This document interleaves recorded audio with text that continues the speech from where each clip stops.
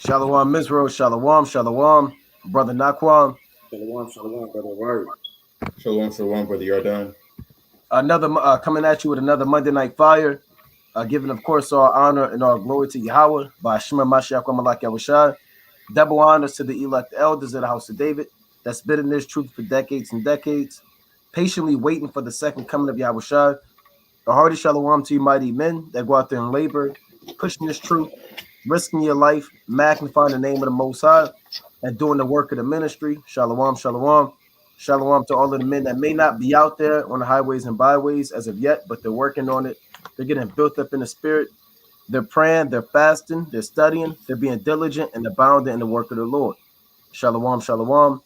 Shalom to all of the aquath out there, the sincere sisters out there, holding it down in the households, reverencing their husbands, being submissive, being diligent, and moving in the spirit of our righteous foremothers. Shalom, shalom. The topic of the Monday Night Fire, you can clearly see one question: why aren't you on fire?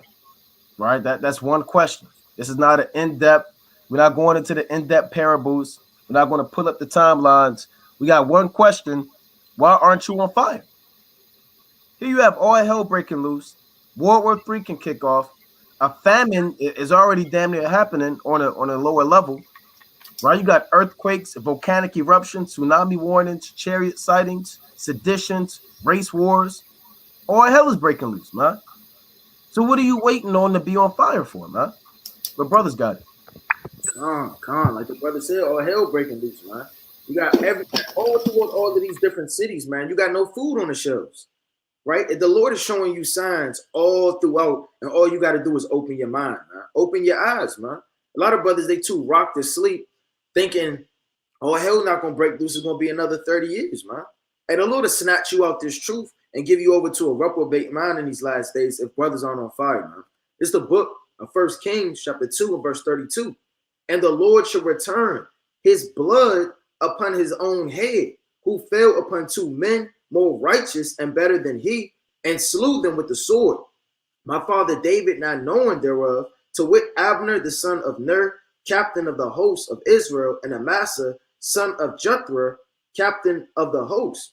Their blood, right, therefore, return upon the head of Joab and upon the head of his seed forever.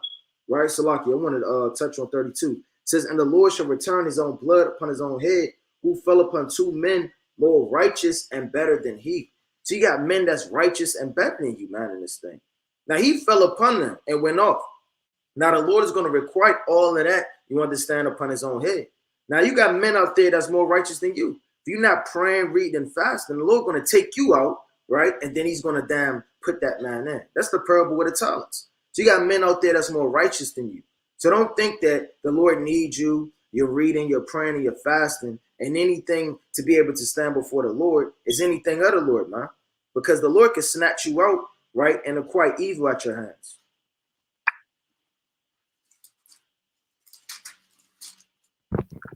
I was on mute. Salaki, I got a quick precept. Let's go to St. Matthew, right? Let's go to chapter 25.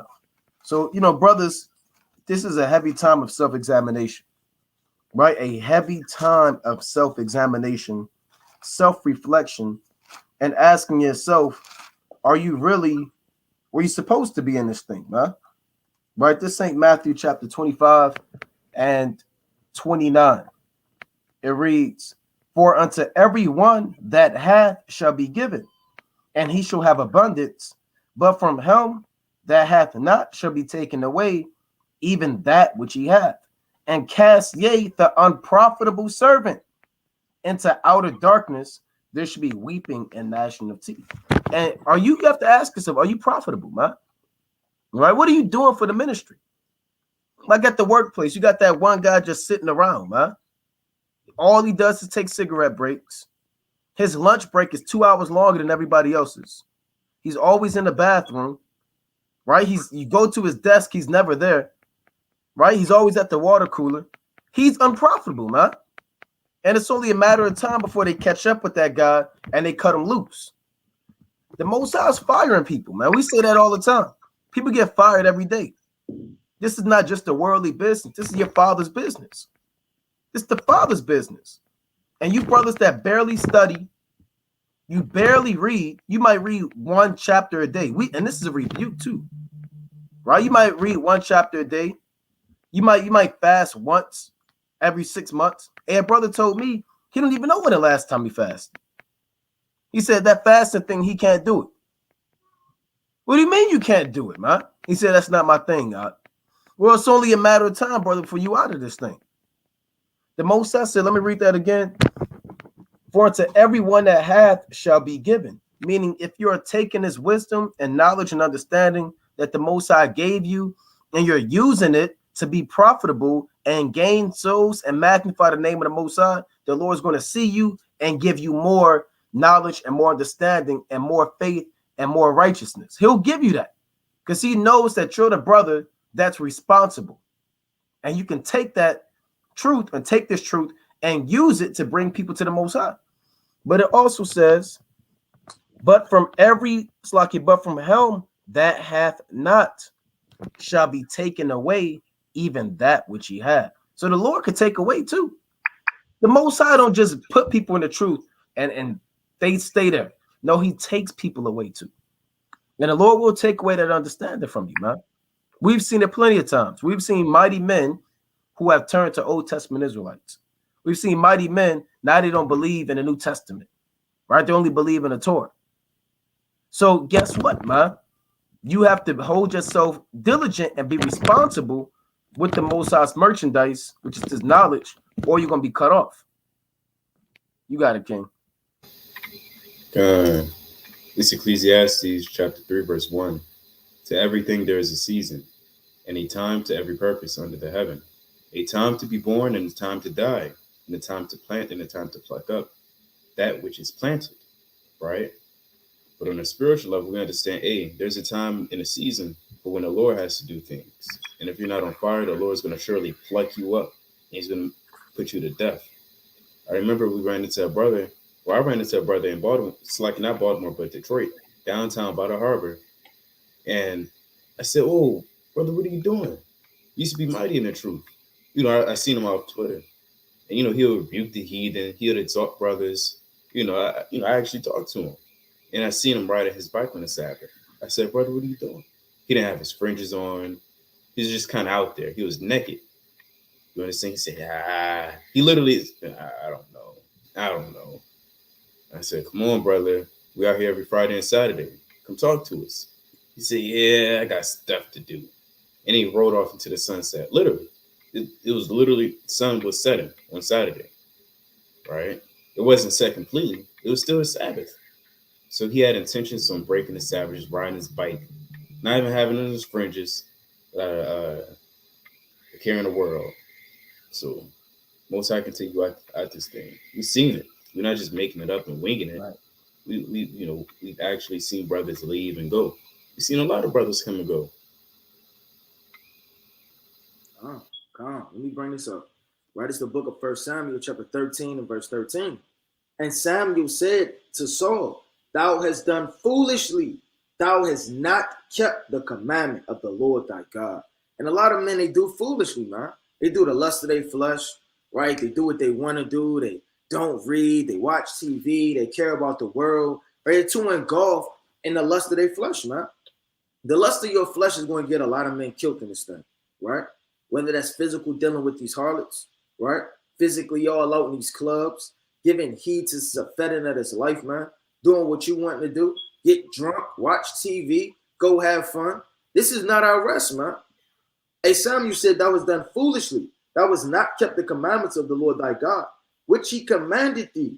For now would the Lord have established thy kingdom upon Israel forever. Meaning, for lack of better terms, look, you would have got the kingdom, man. That's the Lord talking to you right now. Look, you did foolishly. All you had to do was read, pray, fast, and keep the faith. But you wanted to enjoy this world, man. Now you're not going to enjoy the kingdom. It says what? But now thy kingdom shall not continue. The Lord have sought him a man after his own heart. So all throughout the Bible, you see that the Lord is replacing them, right? Like you got a coach, right? Somebody out there on the field, they're not doing what they have to do. Hey, they're going to get benched, man. They're going to take you out this thing.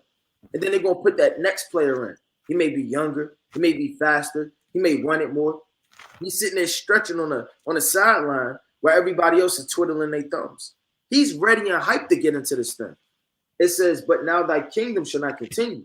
The Lord hath sought him a man after his own heart, and the Lord hath commanded him to be captain over his people, because thou hast not kept that which the Lord had commanded you. So the Lord will remove you out this thing, man. Remove you right where you are and place a next mighty brother in your stead, and you'll be back in the world. God, I got a quick precept. This is the book of Acts, the first chapter. This Acts chapter 1 and verse, I'll start at 19. So this is dealing when the apostles had to, this time what the rod was going into. So when the apostles had to select the 12th man. Remember, Judas Iscariot sold out. He sold his soul, and then he committed suicide. That is Acts chapter 1 and 19. And it was known unto all the dwellers at Jerusalem, and so much as that field is called in their proper tongue, Al-Sidima, that is to say, the field of blood. For it is written in the book of Psalms, let his habitation be desolate, and let no man dwell therein, and his bishopric, right? His bishopric, meaning his office, right? Let another take, right? Now, let me get that in Psalms chapter 109. So the Lord said another man could take your office, man. Right? Let me get this precept. This Psalms chapter 109. And that's something like we say all the time. That can happen any day, man. Right? That can happen any day. This Psalms chapter 109 and verse 7. When he is judged, let him be condemned, and let his prayer become sin. Let his days be few, and let another take his office. Hey, Judas, guess what? He was a thief. Read the account. Judas was a thief. He had demons on him, and then he had Satan hop on him because he was a thief, and he was the right candidate to betray Yahushua, set up of old. He betrayed Yahushua. He didn't check that thief, them demons on him, and guess what? The Most High took him out of this thing and said, let another man take his office. Now, you might have some type of position in this thing. The Most High could replace you. Like I said, like any business, man, like any corporation, like any company that starts from the ground up, you have CEOs, CFOs, you have certain CEOs, they get caught in damn sex scandals, man. They get caught sending pictures to the secretary. You know, they might get caught at the club, you know, doing lines of coke, and it's not good for the public relations, you know. So they'll replace that guy. You got the board of I can't remember the actual name of people, but it's like the board of people who select the CEO, man. And they'll bring them to that meeting, that big round table that Jake isn't invited in. Board of directors? I believe that's what it is, the board of directors. The board of directors, they'll bring the CEO in, man. Right? They'll say the meeting starts at 8 o'clock, but it really started at 7:30. So everybody can get there and talk about him. So he shows up at 8 thinking he's early when he's the last one there. And he sees everybody else in there. Oh, whoa, everybody's early. He might make a joke. Or he might get in there and try to lighten the crowd up, you know, bring some humor to it. But these guys are serious, man. And they'll tell this guy to sit down, and he'll have to sit down, man. And it's going to be that awkward silence. And they're going to look at him. You know, a lot of them Edomites, they got their portfolios up, and they'll say, look, man, you know, it's not working out. We're going to have to replace you. And they'll say, well, who? He might even think that they're joking. He might have been there 20 years, 30 years. He might think they're joking. And they'll say, look, we're replacing you with this guy. And it's a young guy who just came out of college, man, who got a business degree and all types of certificates, man. And they'll call security and say, why don't you escort this guy out? Because he just got replaced. You can get replaced in this thing, man. And it comes with self-examination. You have to examine yourself to see if you're worthy to be in this thing. Even though nobody's worthy, but to see if you're profitable in the ministry. You know? But brothers got it. Right, it's the book of Joshua, chapter 18 and verse 3. And Joshua said unto the children of Israel, how long are ye slack to go to possess the land, man? How long you going to be slack, man? Hey, the land is Israel, you understand? And Joshua, on a deeper level, hey, the Lord is saying, how long you going to be slack to get the kingdom, man? You got to go take the land, man. You got to go read, pray, fast, make the calling of your election sure. You got to take this thing, man. Stop thinking it's going to be handed to you. You're going to skip to the kingdom. You're not going to have no problems. No, you got to take the kingdom, like I say in Daniel, man. You got to take this thing. Hey, when LeBron is in the fourth quarter, when Michael Jordan is in the fourth quarter, Kevin Durant in the fourth quarter, they take over the game because they really want this thing, man. It says, and Joshua said unto the children of Israel, how long are ye slack to go to possess the land which the Lord God of your fathers have given you? Man. Meaning, stop playing and get this land. Go get the kingdom, get the riches, right? Do everything that the Lord has promised to you, and He's willing to give to you, man. And a lot of men are drunk in this thing on a spiritual level. Right? This 1 Kings chapter 16 verse 9, right? And his servant Zimri, captain of half his chariots, right, conspired against him. And as he was in Terah, drinking himself drunk in the house of Ezra, steward of his house in Terah. So this man, he's the captain of the host, and he in the house getting drunk, man. You got a position. You're not holding your position. You sitting there getting drunk in the house. A lot of men, they got a position to help other brothers. They know more precepts. They can declare a fast. They can take care of their households, right? They could lead congregations. They could go out there and they could teach, but they don't want to because they're too busy in the house getting drunk, man. And that's on a spiritual level. Your house is your tabernacle, right? And your spirit is got all guile in it, man. You're just getting drunk with all the philosophies, these women, the lust. It's a fettering at his life. Verse 10, and Zimri went in and smote him and killed him in the 27th year of Asa, king of Judah, and reigned in his stead. So this man, he was playing games. He got smoked because he was drunk, and somebody else came and reigned in his stead, man. If you keep playing with the Lord, getting drunk, right, with all of these elements of this world, hey, the Lord is going to slew you, man. And then somebody else going to come in your stead and reign in it, man. Because we kings. Right, we a kingdom of kings and priests, and if you don't ordain and hold on to your office, the Lord will remove you. God, I want to get this in 2 Samuel 3, man. So, brothers, you have to watch over your spirit, man, and see what kind of spirit that you in these last days, man. Are you on fire? Or are you not? And the question is, why aren't you on fire? Why aren't you on fire? What are you waiting on? What are you waiting on the chariots to come to go a little bit harder? It's going to be too late in that day, man. What are you waiting for Yahweh and Michael the archangel to come and knock on your door at 6 p.m. and show you what to do? It's going to be too late. You have now to get right, man. Like you saying, all hell is breaking loose. I mean, literally, we say that, I mean, but is it literally going down? So much Yardan wanted to go into the current events today. But the spirit kind of had to go another way, man. You know? Now, let me get this in 2 Samuel chapter 3. And this is what you call exhortation. Now, you're going to the parables. Sometimes you're going to the prophecies. And we're also commanded to exhort one another, man. Right? This is 2 Samuel chapter 3 and 1. Now, there was a long war between the house of Saul and the house of David. But David waxed stronger and stronger, and the house of Saul waxed weaker and weaker. See that? So why did Saul wax weaker and weaker? Is that talking about physical strength? No, it's talking about their kingdom, his rulership. He started fainting. His kingdom wasn't just taken like that. It waxed weaker and weaker and weaker. His men rebelled. You understand? He started losing battles. The Most High didn't answer him by dreams. That's fearful right there. Or by visions, or by prophets. The Most High gave him over to an evil spirit, and he was going down a downward slope, man.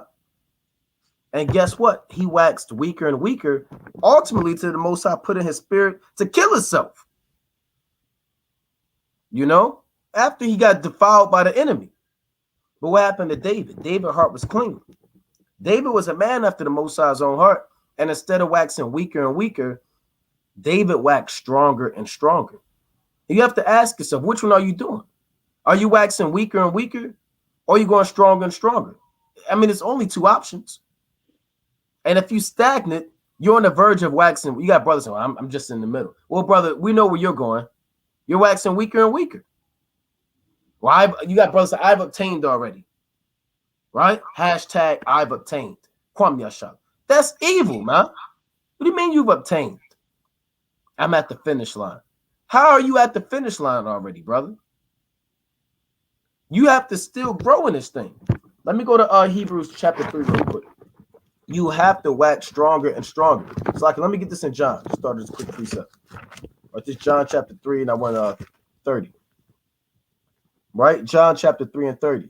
He must increase, but I must decrease.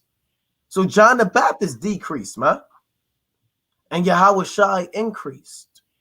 There's always going to be people decreasing in this thing, and there's always going to be brothers increasing in this thing.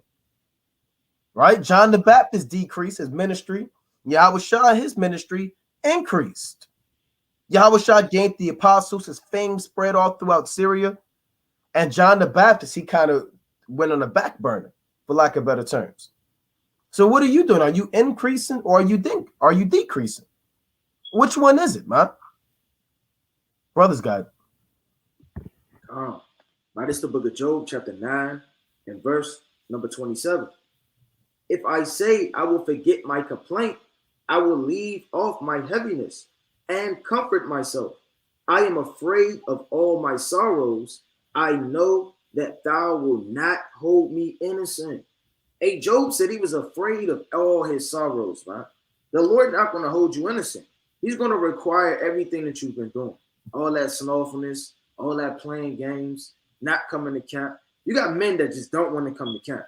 Like a kid, you got to drag them to camp. Like you their father, and you getting up for work in the morning, right? And you about to miss the school bus. Waking up your kid, come on, let's go to work.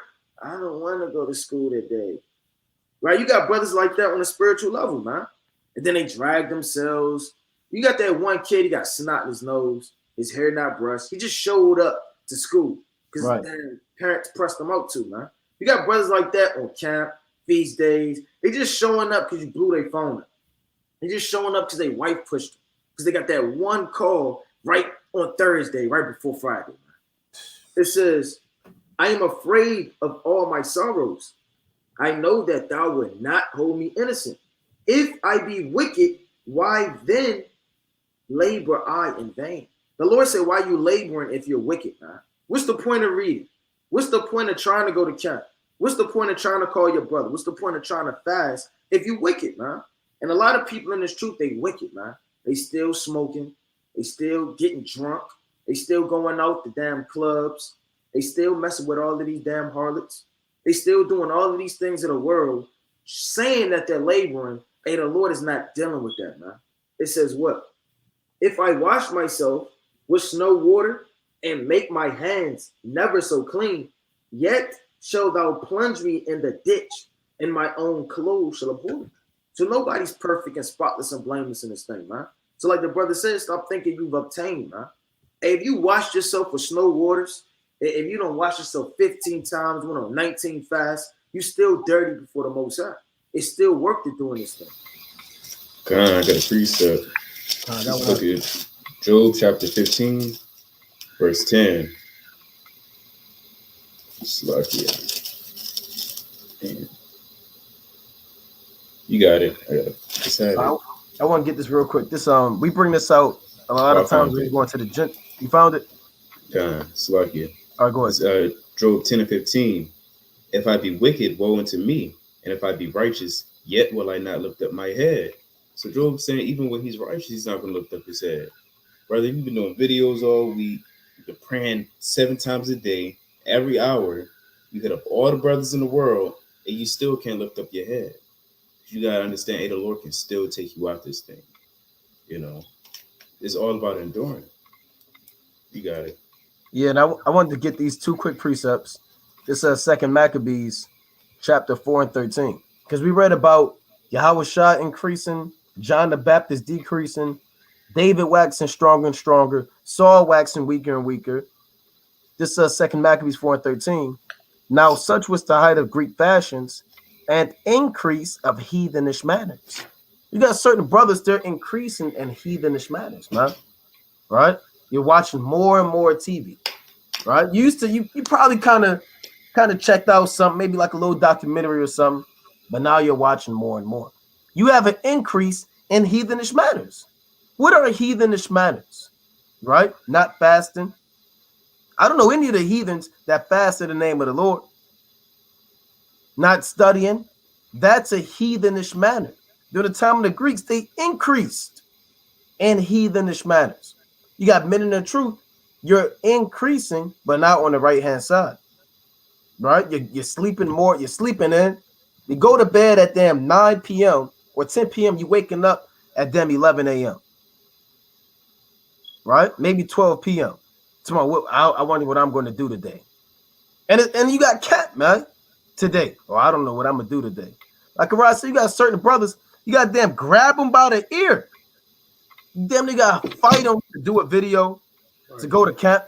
You got to pick them up on your shoulders and burp them so they can burp out that old wine they drunk last night. You know, you got damn caress them like this, right? It's okay, brother, right? Put them in a car seat in the back, buckle them up, and take them to camp, man. And you only want to come to camp because it's food. Food might be there. What we eating at camp? Yeah. You got certain brothers that tell me that what's the food, what the food going to be at the school? What they got today? What's for eats? Yeah, what's for eats? He show up late, his thumb's crusty, and he just want to touch all of the hors d'oeuvres, man. That's off, right? Now I had this too, man. Right? Dealing with this one more precept on increasing. Now this is dealing with Eve, right? This is Judith 16:23. But she increased more and more in honor. So even women, you can increase in this thing, man. You got Eve there stagnant. I don't know. I read my 3 chapters and I cook my meal and I pray 3 times. I made my husband beefaroni, right? You made him beefaroni and a slice of toast, man. You know, you got to increase in this thing, man. You might have read 2 chapters a day. All you read is Proverbs 31. You don't know who Abraham is, right? You have no understanding. You have to increase even as a sister in this thing, man. Now Judith, she was already on fire. It's not like she was stagnant. She was a wise woman. She was righteous. You know what I'm saying? She was very well respected and in great honor. But even she as a woman, she increased more and more in honor. Right? It says, and waxed old in her husband's house. Right? She didn't wax old in the world. She didn't wax old amongst the heathen. And guess what? She went amongst the heathen, man. You know? She was out there when you read the account. But she waxed older. She could have got seduced by Holofernes' tent and all of the gold and all of the silver in his canopy. But she waxed old in her father's house, right? Being 105 years old, and made her maid free, for she died in Bethulia, and they buried her in the cave of her husband Manasseh. See that? So you want to be the type of brother, type of sister. Are you increasing more and more honor? Hey, one quick precept, real quick. Salaki, let me get this real quick. I'm gonna pass it. This Judges chapter 5 and 7. It reads, the inhabitants of the villages ceased. They ceased in Israel until that I, Deborah, arose, that I arose a mother in Israel. So you got to be a woman. You have to be a mother in Israel, man. She wasn't a nigger woman. She wasn't a whore. She was a mother in Israel. Meaning when everybody saw Deborah, she was very well respected, man. You know, I'm sure she wouldn't be now on social media. You got women in this truth taking pictures of them with their damn dress down, man. Saying no male DMs. And you got your whole shirt over. Showing your figure, man. Posting all types of doctrines. So even Eve is off in this thing, man.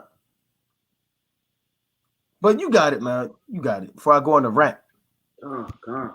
Right? It's the book of Ephesians, chapter 5 and verse number 14. It says, wherefore he saith, awake thou that sleepest, and arise from the dead, A lot of you men, you dead, man. You don't even know you dead, man. You got your arm in the grave, your foot in the grave, then you got your hand on your Bible like this, with your other arm in the grave, man. And the Lord said, wake up, man. He says, therefore he said, awake, thou that sleepest, and arise from the dead, and Yahweh shall give thee light. And a lot of men don't have that light, man. You think you have the light. You see the light, but you don't have the light, man. The light's supposed to be burning in your tabernacle, us being priests, man. That's in the law. In Leviticus chapter 6 and verse 13. Brothers don't have the light, man. It says what? See then that you walk circumspectly, not as fools, but as wise. And a lot of men, they don't walk circumspectly. They just walking anywhere. What can I get into tonight? What's going on after camp? Right? Like the damn light go off, right? And the light, right, would be camp or the Sabbath day. The brothers just scatter like roaches in the night. Man. You don't want to be that man.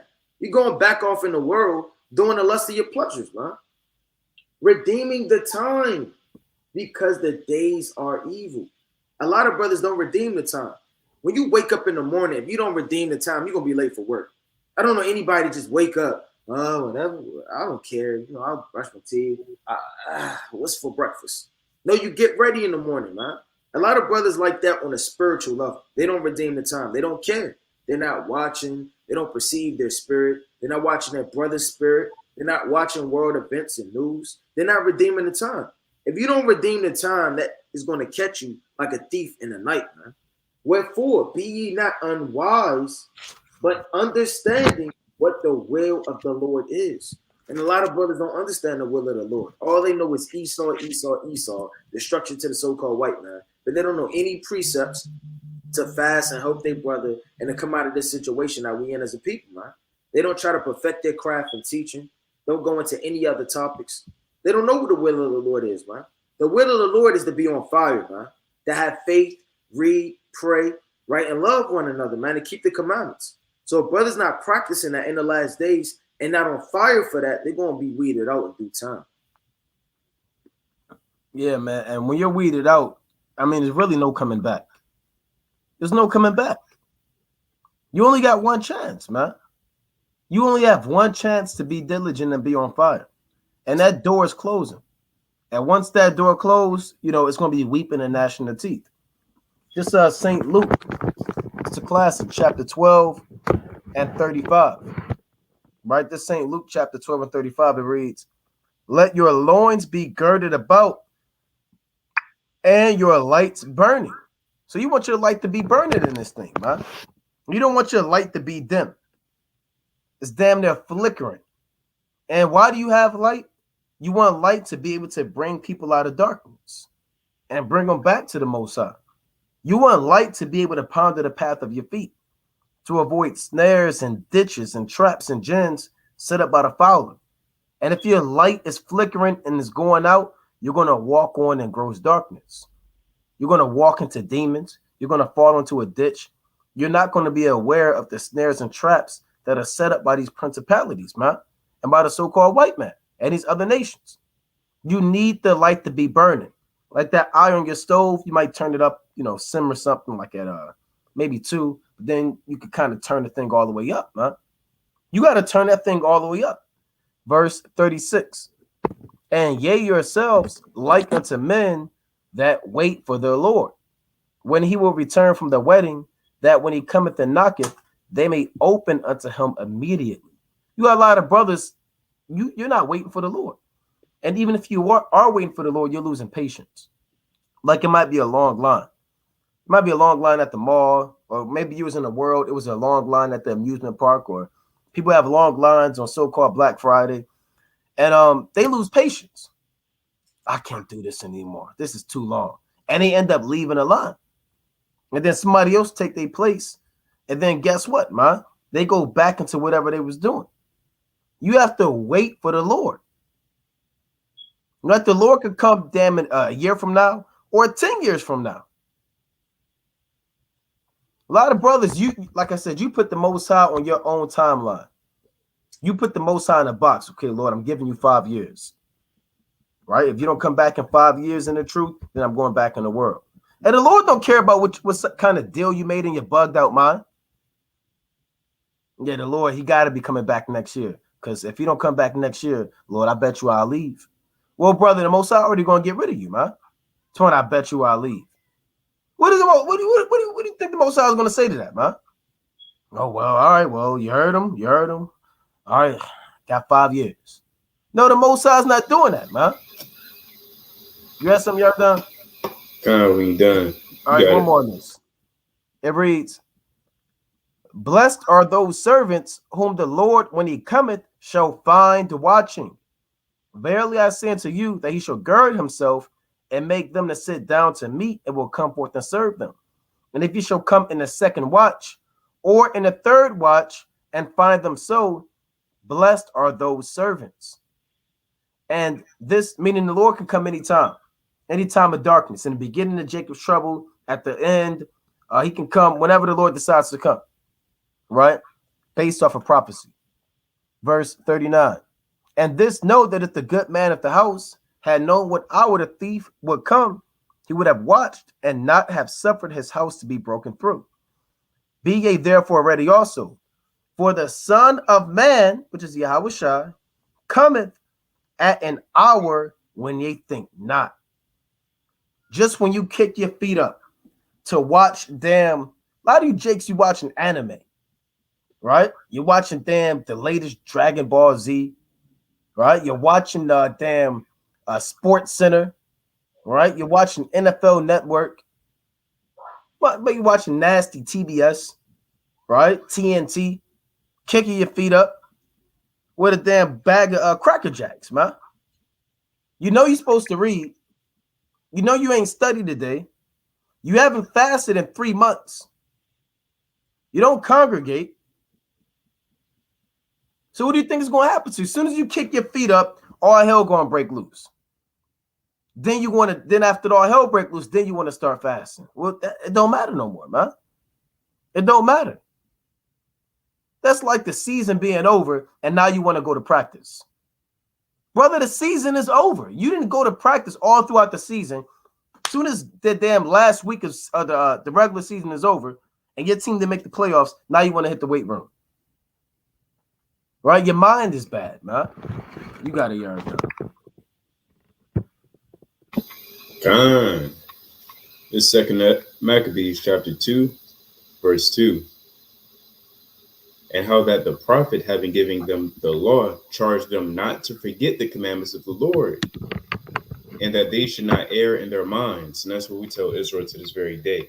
Don't forget about the commandments of the Lord. Hey, don't forget to keep this. Don't forget to keep that. Don't forget the Sabbath. It's coming up. Prepare for this, right? Straight up and down, we tell Israel, I'm going to read it again, how that the prophet, having given them the law, charged them not to forget the commandments of the Lord. A lot of jakes, you'll hear it, then you end up forgetting because you don't want to practice it. And then you fall short. And that they should not err in their mind when they see images of silver and gold with their ornaments. So a lot of jake, they see the silver, the gold. In other words, you see the glittery lights and the ornaments on this whore called the Babylon America the Great. And you start walking towards it like a baby to something real shiny. Just start walking and walking. You have no discipline. You forgot about it's like you forgot about the commandments of the Heavenly Father. Now, like the brother said, now you're watching anime. You're having an anime marathon. You're calling up all your old friends from high school. You're having a long anime DBZ marathon. And then you jump on the sticks playing. It's like it. Can you hear me? And then you jump on the sticks playing Mortal Kombat all night. Not the latest one, but the one from 1990. 1998, whenever it came out. Try and remember the cheat codes. Jake will remember all the cheat codes to GTA. You remember the cheat codes to Mortal Kombat. You remember the cheat codes to everything. So you won't forget Select, but you won't remember the commandments. It's a shame. I remember one time Jake, it said, bring me that one verse, Deuteronomy 28:68. Brother, why you got to think about it? How could you forget Deuteronomy 28:68? That's where it all starts. Jake was like, Revelation 1:13. Come on, brother. We're not expecting Israel to remember everything. But if you can't remember Deuteronomy 28:68 and the color of Yahweh shine, What are you doing? What else are you trying to remember? I yield. Right, let me get in there. This is the book of Acts, chapter 27 and verse 18. And we being exceedingly tossed with a tempest the next day were lighting the ship.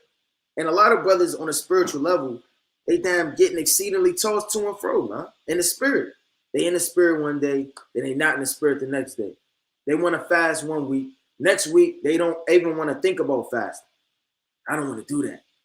I'm uncomfortable. That's not something I feel like doing today, right?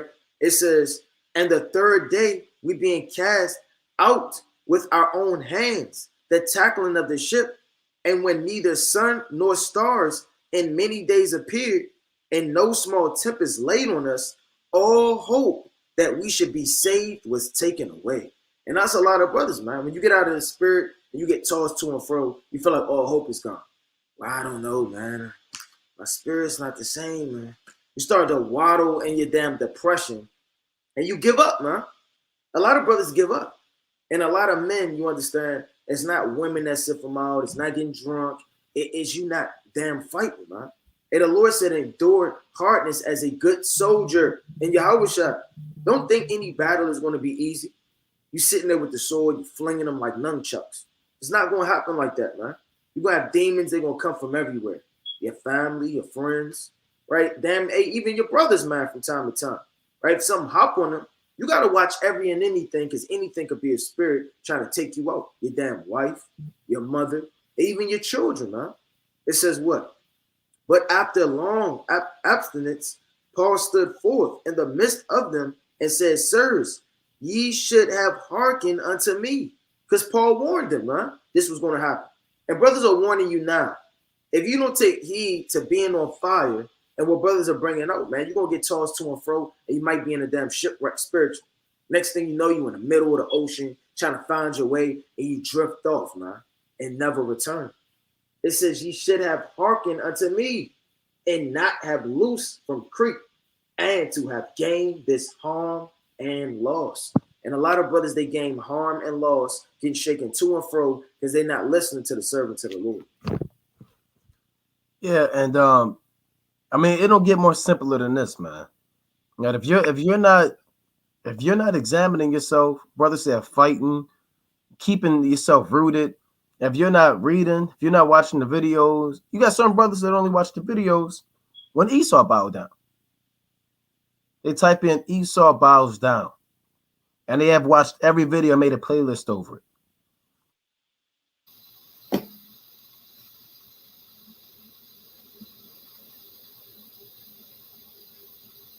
Might have froze.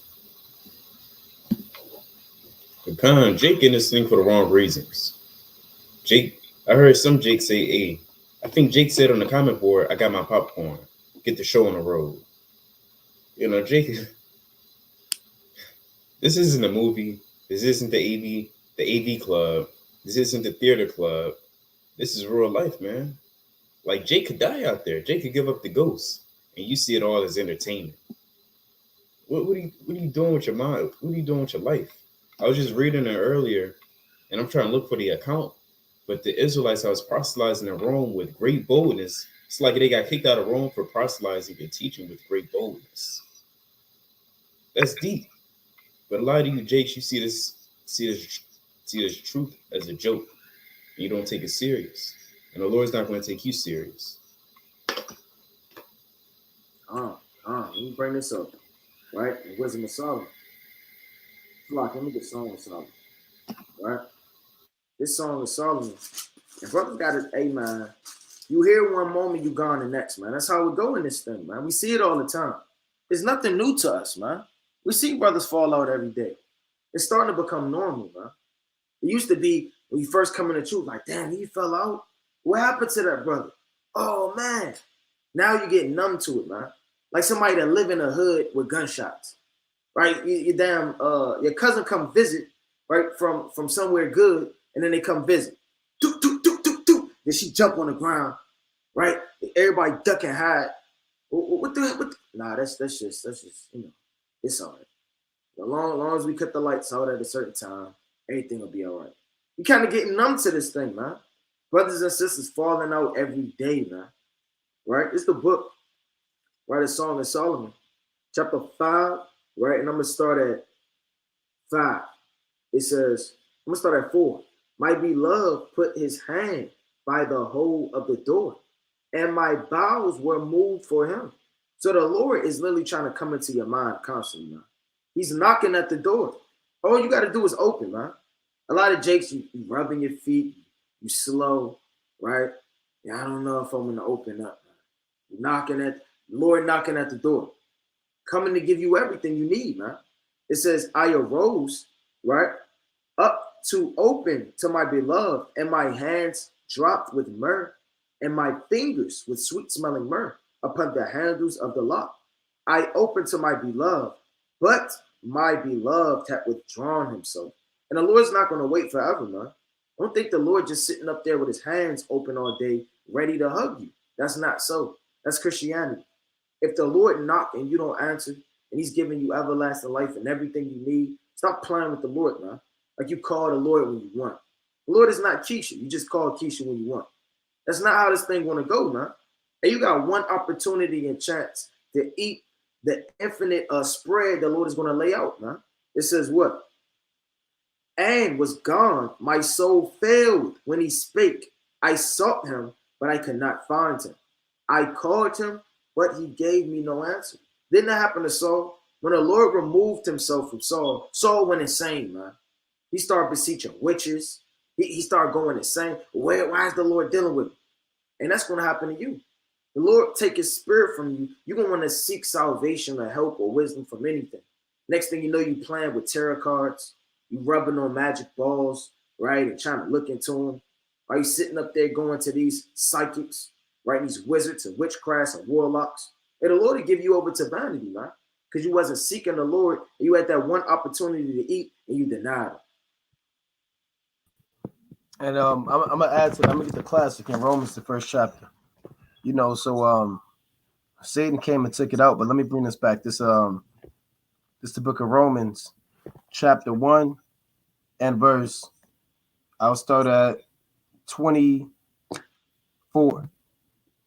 Romans chapter 1 and 24. It reads, boy, man, this whole chapter is good, man. But I'm gonna get straight to the point. This Romans 1 and 24. Wherefore the Most High also gave them up to uncleanness through the lust of their own hearts, to dishonor their own bodies between themselves. So the Most High, he'll give you over to your own lust. A lot of brothers, you don't check that demon on you. You know you have a demon on you. You know every night around 2 a.m., you're a nasty sight, right? Eve, you know you got a spirit on you when you just show that in modest apparel. Right, brothers, you know that you're slothful. Eve, you know that you're slothful. The Lord knows what you're thinking about. And if you're not focused on getting right, if that's not in your plan, the Most High is going to give you over to more vanity. And you're going to start thinking about more evil. Like we always say, there's people that tell us that they have thoughts in their mind that tell them leave the truth. Just get up and leave. Forget the Most High. They could be praying, screaming their heart out, and all they hear is in their mind is leave the truth. Leave. Get up, right? Get up, stop praying. You don't need the Most High.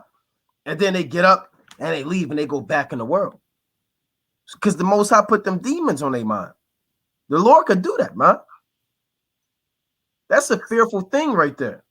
You start praying and you fasting, and all of a sudden demons are telling you just leave the truth.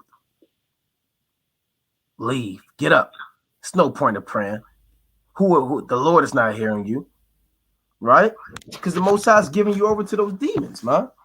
It reads, I'm going to jump to 28. And even as, this Romans 1 and 28, and even as they did not like to retain God and their knowledge, the Most High gave them over to a reprobate mind to do those things which are not convenient.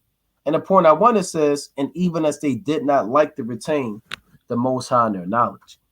So the mind, they say that in the word, the mind is a terrible thing to waste, man. And if you don't have your what do they say in the world, man? If you don't have your head in the game, I mean, it's over, man. If you don't retain the Most High in your knowledge, he sees that.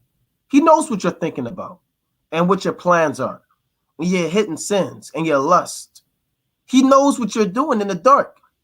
You can hide from man. We don't know what you're doing, man. When the live go out, but the Most High knows. And if you don't retain this truth in your knowledge, if you're not focusing and examining yourself and getting right, the Most High sees that. And what does it say? It says, and even as they did not like to retain the Most High in their knowledge, the Most High gave them over to a reprobate mind to do those things which are not convenient, being filled with all unrighteousness. So the Most High fills you up with righteousness now. Unrighteousness. Because now you got a reprobate mind. What is a reprobate mind? A reprobate mind is a mind that is completely void and ignorant of the judgments of the Most High. That's what a reprobate mind is. Those are brothers who used to be in this truth, now they're smoking weed. Saying, hey, you know we could do it, man. You know how it goes. You know the game.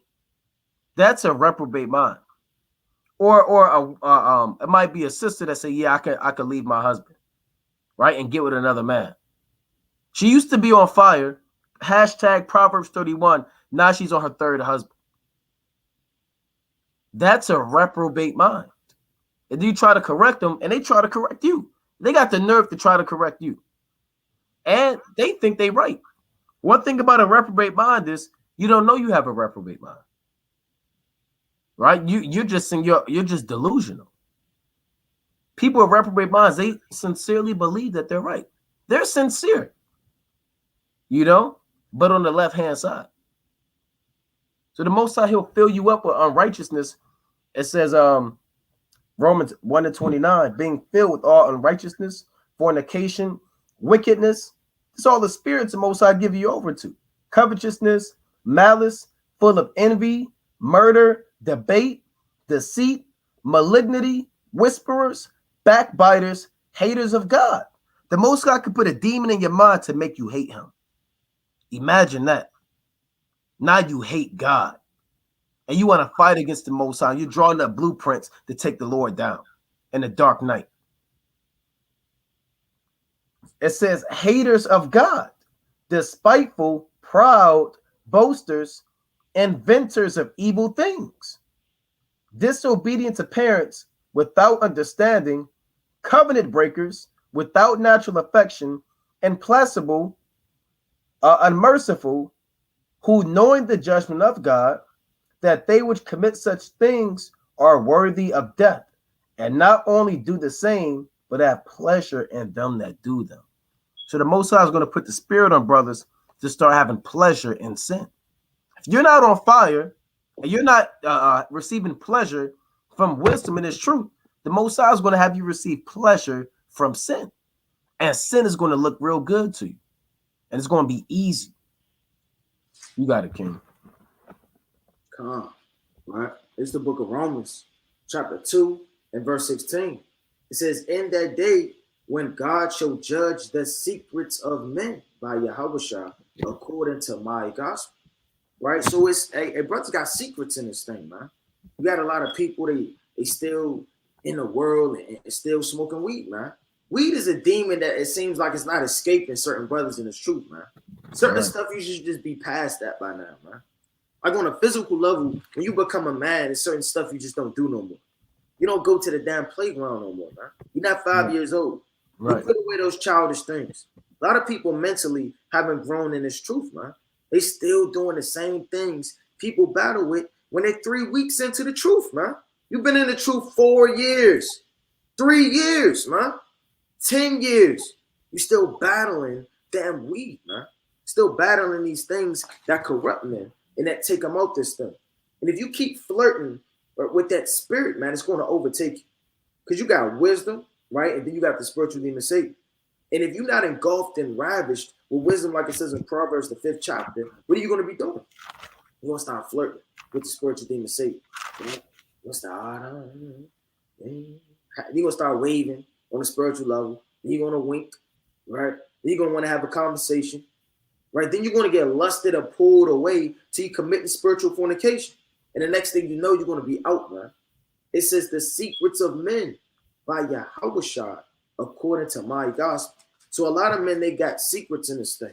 You want to make sure you're not in the dark, creeping off, doing God knows what, man. It's like the brother said, you can hide from us. You can hide from your camp.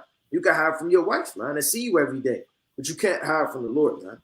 Right? Let me get this other precept in Philippians. You want to be around godly men that's going to correct you, man, and tell you when you went off. It's Philippians chapter 2 and verse 19. But I trust in the Lord, Yahushua, to send Timotheus shortly unto you, that I also may be of good comfort when I know your state. Paul said, I got to know your state to be at good comfort. I don't know what you're doing over there, man. That's why I got to send Timotheus to see what the hell is going on. Then I'll be comforted, man. Right? Hey, the Lord, may send brothers among you, you understand, to care for your souls. Now, you don't want to be that brother. You're not picking up the phone call. You're not showing up to camp. You don't want nobody in your business. I don't want to talk about it. No, Paul's sending this man to know their estate, man. And the Lord will send you that godly sister to check up on. But you're so proud, you didn't pick up the phone, man. The Lord sent that godly brother on you, but you were so proud, you didn't pick up the phone. Right? It says what? For I have no man like-minded who will naturally care for your estate. Paul said no other man could have cared for you like Timotheus. It's certain men the Lord will send upon you that can't care for you. Only that certain man. You wonder why this brother calling you so much. You wonder why he always asking you how you doing. You always wonder why the sister always calling you, man. Always saying, oh, sister, is everything all right? Well, why she care so much? Well, why? Because the Lord's making her care that much, man. Because the Lord is using her to help you. You're so proud and so foolish and so caught up in reprobate, you can't perceive it. The Lord said he speak of once, yea, twice, yet what? Man perceiveth it not, man. He said, for I have no man like-minded who will naturally care for your state, man. For all seek their own, not the things which are of Yahushua. Salakia, which are Yahushua. So everybody seek their own. That's why you got to send certain men to help you, man, and guide you, man. That's why the Lord, through the Spirit, set up these lives, set up the councils, set up certain men to help you and care for your estate, man. Yeah, and to add to that, the Lord sends prophets to warn other prophets, man. That happens all throughout the 1 Kings, the 13th chapter, man. All right, the Lord has prophets care for other prophets, man. Right, so you brothers, you got to be able to add what the brother said, take correction. But I want to get this in Matthew the 24th chapter. Right, let me get this in Matthew 24. I kind of started it in Luke, but I want to pick back up in Matthew 24. So remember, the topic of this live stream is, why aren't you on fire? You have to ask yourself, what's holding you back? What are you doing? What are you putting before the Most High? Who are you putting before the Most High? Are you on the phone all night with damn Rel? Or if you're a man, you on the phone all night with damn Keisha? Keisha, half in the world, you're still trying to convince yourself maybe she'll come in the truth. She has 2 baby fathers. She smokes Newports 24/7. And every time you read the Bible, she get an attitude. Maybe she'll get it. Brother, she might not get it. You don't have to spend 3 hours talking on the phone to Keisha, man. Then it's damn 1 in the morning. Oh, I'm tired. I really don't feel like reading. And that happens every night. And then you don't read for 5 days straight. Then you're back in the world. What are you putting before the Lord, man? Let me get this in the law real quick. Right? Salakia, let me get this in the law. What are you putting before the Most High? Are you putting, some people have a business. Are you putting that before the Most High? Certain people, you have wives and children. Are you putting that before the Lord? Certain people, they have different plans, right? And jobs. Are you putting that before the Lord? What are you putting before the Most High? Right? Because that becomes your God, man. Right? That becomes idolatry. This Exodus chapter 22 and verse 20. He that sacrificeth unto any God, save unto the Lord only, he shall be utterly destroyed. That's plain. So if you're sacrificing to these other gods, you're going to be utterly destroyed, man. If you put your business before the Most High, you're going to be put to death. Right? If you put your woman or your kids before the Most High, you're going to be destroyed. Yeah, I know I'm supposed to read today, but I gotta do this. Hey, well, you're sacrificing. You're no better than these Israelites who would give their children to Molech, or to these heathen gods. That's why the brother went into the precept, redeeming the time. Let me get this real quick in Luke 21. Right? What are you putting before the Lord, man? It's in Luke 21 and 34. It reads, and take heed to yourselves, lest at any time your hearts be overcharged with surfeiting and drunkenness and cares of this life, and so that day come upon you unawares. A lot of brothers, you're getting too caught up with the cares of this life, man. You're seeing Yahushua hasn't returned yet. And you're slowly beginning to think that maybe he's not going to return. Maybe this isn't the truth. Maybe this isn't it for you. Maybe this is just another phase and a doorway for better opportunities. Right? And then you start getting caught up in the world, man. You start working longer hours. Hey, you start breaking the Sabbath day. You might go back and smoke some weed, like the brother was saying. Right? And then you start going off, man. It says, for as a snare shall it come on all them that dwell on the face of the whole earth. Watch and pray always, that ye may be accounted worthy to escape all these things that shall come to pass, and to stand before the Son of Man. And that's a thing that you got to pray for. That's not a suggestion. You have to pray that. You have to pray that you're accounted worthy. The Lord didn't suggest that to you. It's not something that's an option. He said, watch and pray that you're accounted worthy to escape everything coming to pass, these demons, the flesh, Jacob's trouble, World War III, martial law, the FEMA camps, and stand and see the second coming of Yahushua with great deliverance. So don't get too caught in this world, man. This world is demons. And their job is tug of war. They're pulling you closer and closer to darkness. And a lot of people, you tied up, okay, and you're getting pulled like a damn slave. You got to fight that thing, man. And one more quick point. There's an actual workout that athletes do, man. They tie themselves and people pull them, but they got to run. I don't know if brothers saw that. Y'all seen that before? They tie a rope to their chest or they waist and they pulling it, but the people got to run because it kind of builds up their muscle. That's what the world is doing to you every day. The world is pulling you, but you got to kind of fight that thing, and it makes you stronger, man. Right? Go on. I mean, brothers got it. God. It's the book of Jeremiah, chapter 17, verse number 12, right? It says, a glorious high throne from the beginning is placed of our sanctuary. O Lord, the hope of Israel, all that forsake thee shall be ashamed, and they that depart from me shall be written in the earth. The Lord going to kill you, man. If you depart from the Lord, hey, it is what it is, man. There's nothing to think about. If you tell him, go outside for 3 seconds, look with some binoculars, try to figure out what the talk is about at the town, the Lord will sift you out and kill you, man. And the deeper you know and the deeper you get in this truth, the more in debt you are to the Lord, man. The more you know, hey, the more the Lord is going to require of you, man. You know you're not supposed to be doing these things of the world that people are doing, man. Somebody just coming in the truth, they may have a little bit more mercy. They don't know what's going on. Okay, I didn't know I wasn't supposed to eat that. Why didn't they learn? They learn, right? The Lord increasing them, right? And now they start keeping the commandments. But you read the whole Bible. You know what's coming. You know death is on the rise, persecutions. You know that it's a damn famine right now going on. You know all of that, and you turn your back on the Lord.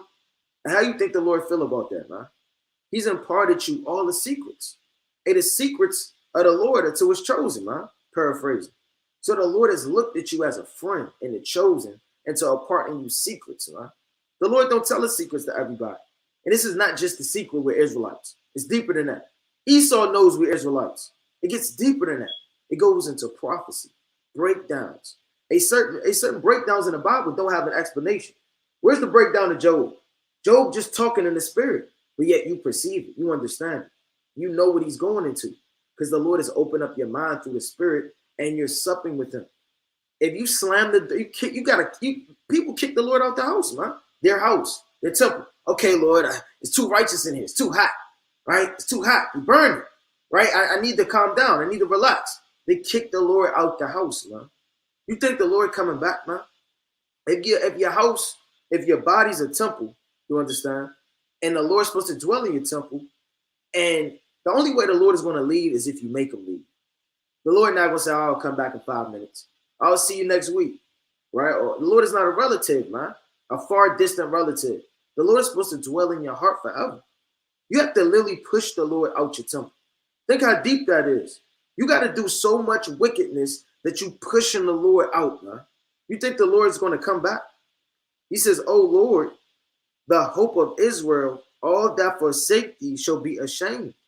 And they that depart from me shall be written in the earth, because they have forsaken the Lord, the fountain of living waters. And you're going to be nothing but desolate in that day, crying, man, hoping that the Lord hears you. But you know what's going to happen? He's going to have a strong laugh when you're caught. You understand, with all type of terror and confusion. You on mute. This Wisdom of Solomon, chapter 3, verse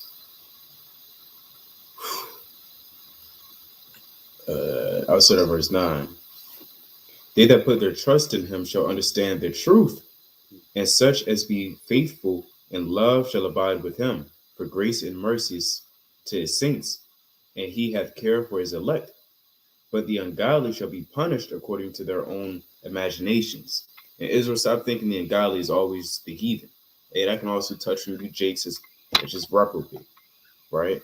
But the ungodly shall be punished according to their own imagination, which have neglected the righteous and forsaken the Lord, right? Like the brothers were saying, and the Most High might bring that certain person in your life to keep. You on mute, King. Oh, it's like here. Yeah, the Most High might bring in that person. They keep asking, you keep knocking on your door, seeing how you're doing, and you're not responding, right? Don't do that. That's off. That's the Most High trying to speak to you. Because the Lord's not going to get off his throne and come down to your room in Detroit or in Baltimore and just start knocking. Wake up. Wake up. Uriah. Naquam. You're not going to do all of that.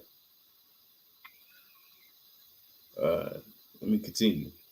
But the ungodly shall be punished according to their own imaginations, which have neglected the righteous and forsaken the Lord.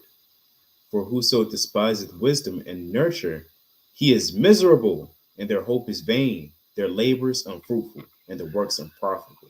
That means whatever else you're doing in this world is vanity.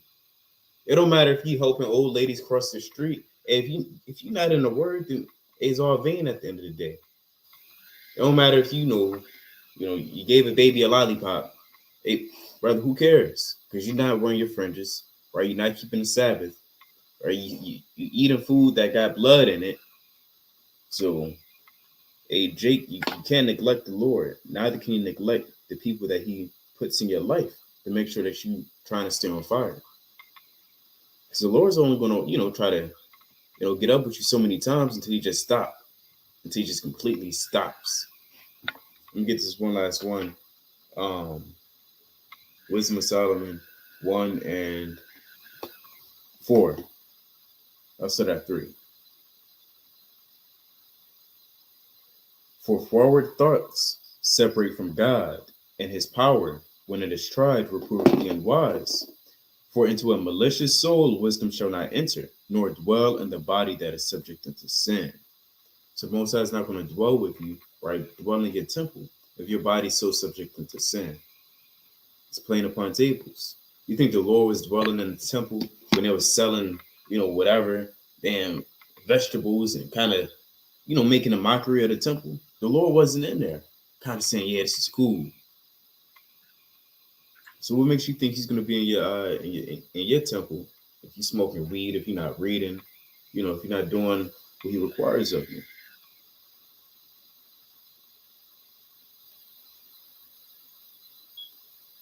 I yield. And I want to get in there with to add to that. In Ecclesiastes chapter 9, you get this. This is Ecclesiastes chapter 9 and verse 10. It reads, Whatsoever thy hand findeth to do, do it with thy might. For there is no work, nor device, nor knowledge, nor wisdom in the grave whither thou goest. And the hand that represents these works, right? Whatever you put your hand to in this truth, just to help you brothers that are slothful, and you sisters, man. Whatever you put your hand to do it with all your might, man. If you're going to read, turn the damn TV off, right? You may have to put on your phone, do not disturb, right? You may have to put the kids to bed, man, or send them in a room. You have to read with all of your might. You have to pray before you read, that the Lord open up your mind. You may have to fast before you get into this. Whatever you're doing, do with your might. If you're going to fast, fast, man. Stop this water fast badness that I keep hearing about, man. And the Daniel vegetable fast. Or I'm fasting, but I'm just eating a salad. Brother, that's not fasting with all of your might. If you're a man of the Lord and you're out there on the highways and byways, go out on the highways and byways, man, with all your might. Don't just go out there for 3 hours or an hour and a half.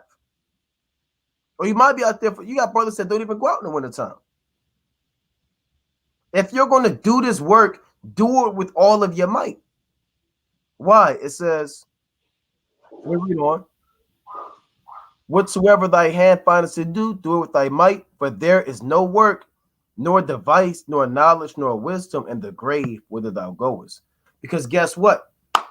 When all hell break loose, it ain't no second chances. That's what the Lord is saying, man. You only have one time. You can't teach when you're dead. You can't read in the spirit world. You can't counsel your brother. When all hell break loose and you're a pilgrim on the earth, man, do it now. You sisters, whatever you put your hand to do it with all of your might, man. Stop half-assing. So like we got to put it like that because Jake, you wouldn't understand any other way, man. You got Jake, I'm writing a schedule out for the week. And you don't even follow your damn schedule, man. What are you doing? Get it together, man. Well, I'm going to read these 5 chapters, but you only end up reading 2. You have to stop playing yourself. Let's read on. I returned and saw under the sun that the race is not to the swift, nor the battle to the strong, nor yet bread to the wise, nor yet riches to men of understanding, nor yet favor to men of skill, but time and chance happeneth to them all. Yeah, the race isn't to the swift, man. You see, the fastest guy in a damn race, he could false start and he'll lose the race. He may have been the fastest guy, but it's a false start, or he might trip, he might pull a hamstring. Just because you're the fastest guy don't mean you're going to win a race. Everybody knows that. I think Usain's Bolt, last race, he pulled a damn hammy, man. He's the fastest man in the world. And the Lord had that other guy win. So the race isn't to the swift, nor the battle to the strong. Of course, David slew Goliath. Goliath is physically stronger than David, but David slew Goliath. The battle isn't to the strong. It belongs to the Most High. It reads, nor yet bread to the wise. You got a lot of wise guys, they're poor.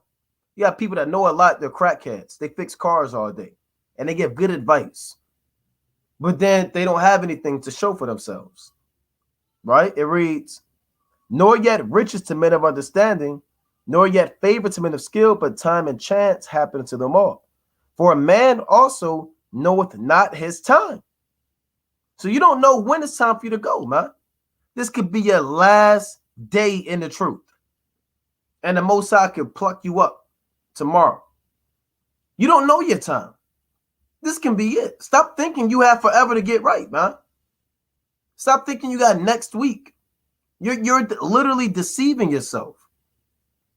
You have to look at yourself in the mirror and say, today could be the last day. You got to live this like this to your last, man. You got to go hard every day in this thing. Stop thinking that you can go hard next week. Live your life every day in this truth like it's your damn last, man. And do everything with all your might. Because once these damn air raid sirens go off and they going door to door and they throwing you in these quarantine camps and locking you up and they got guns to your head and you in a FEMA camp, then it's going to be too late. It says, for a man also knoweth not his time, as the fishes that are taken in an evil net. Yeah, fishes don't know when they're going to be plucked up. They have no idea.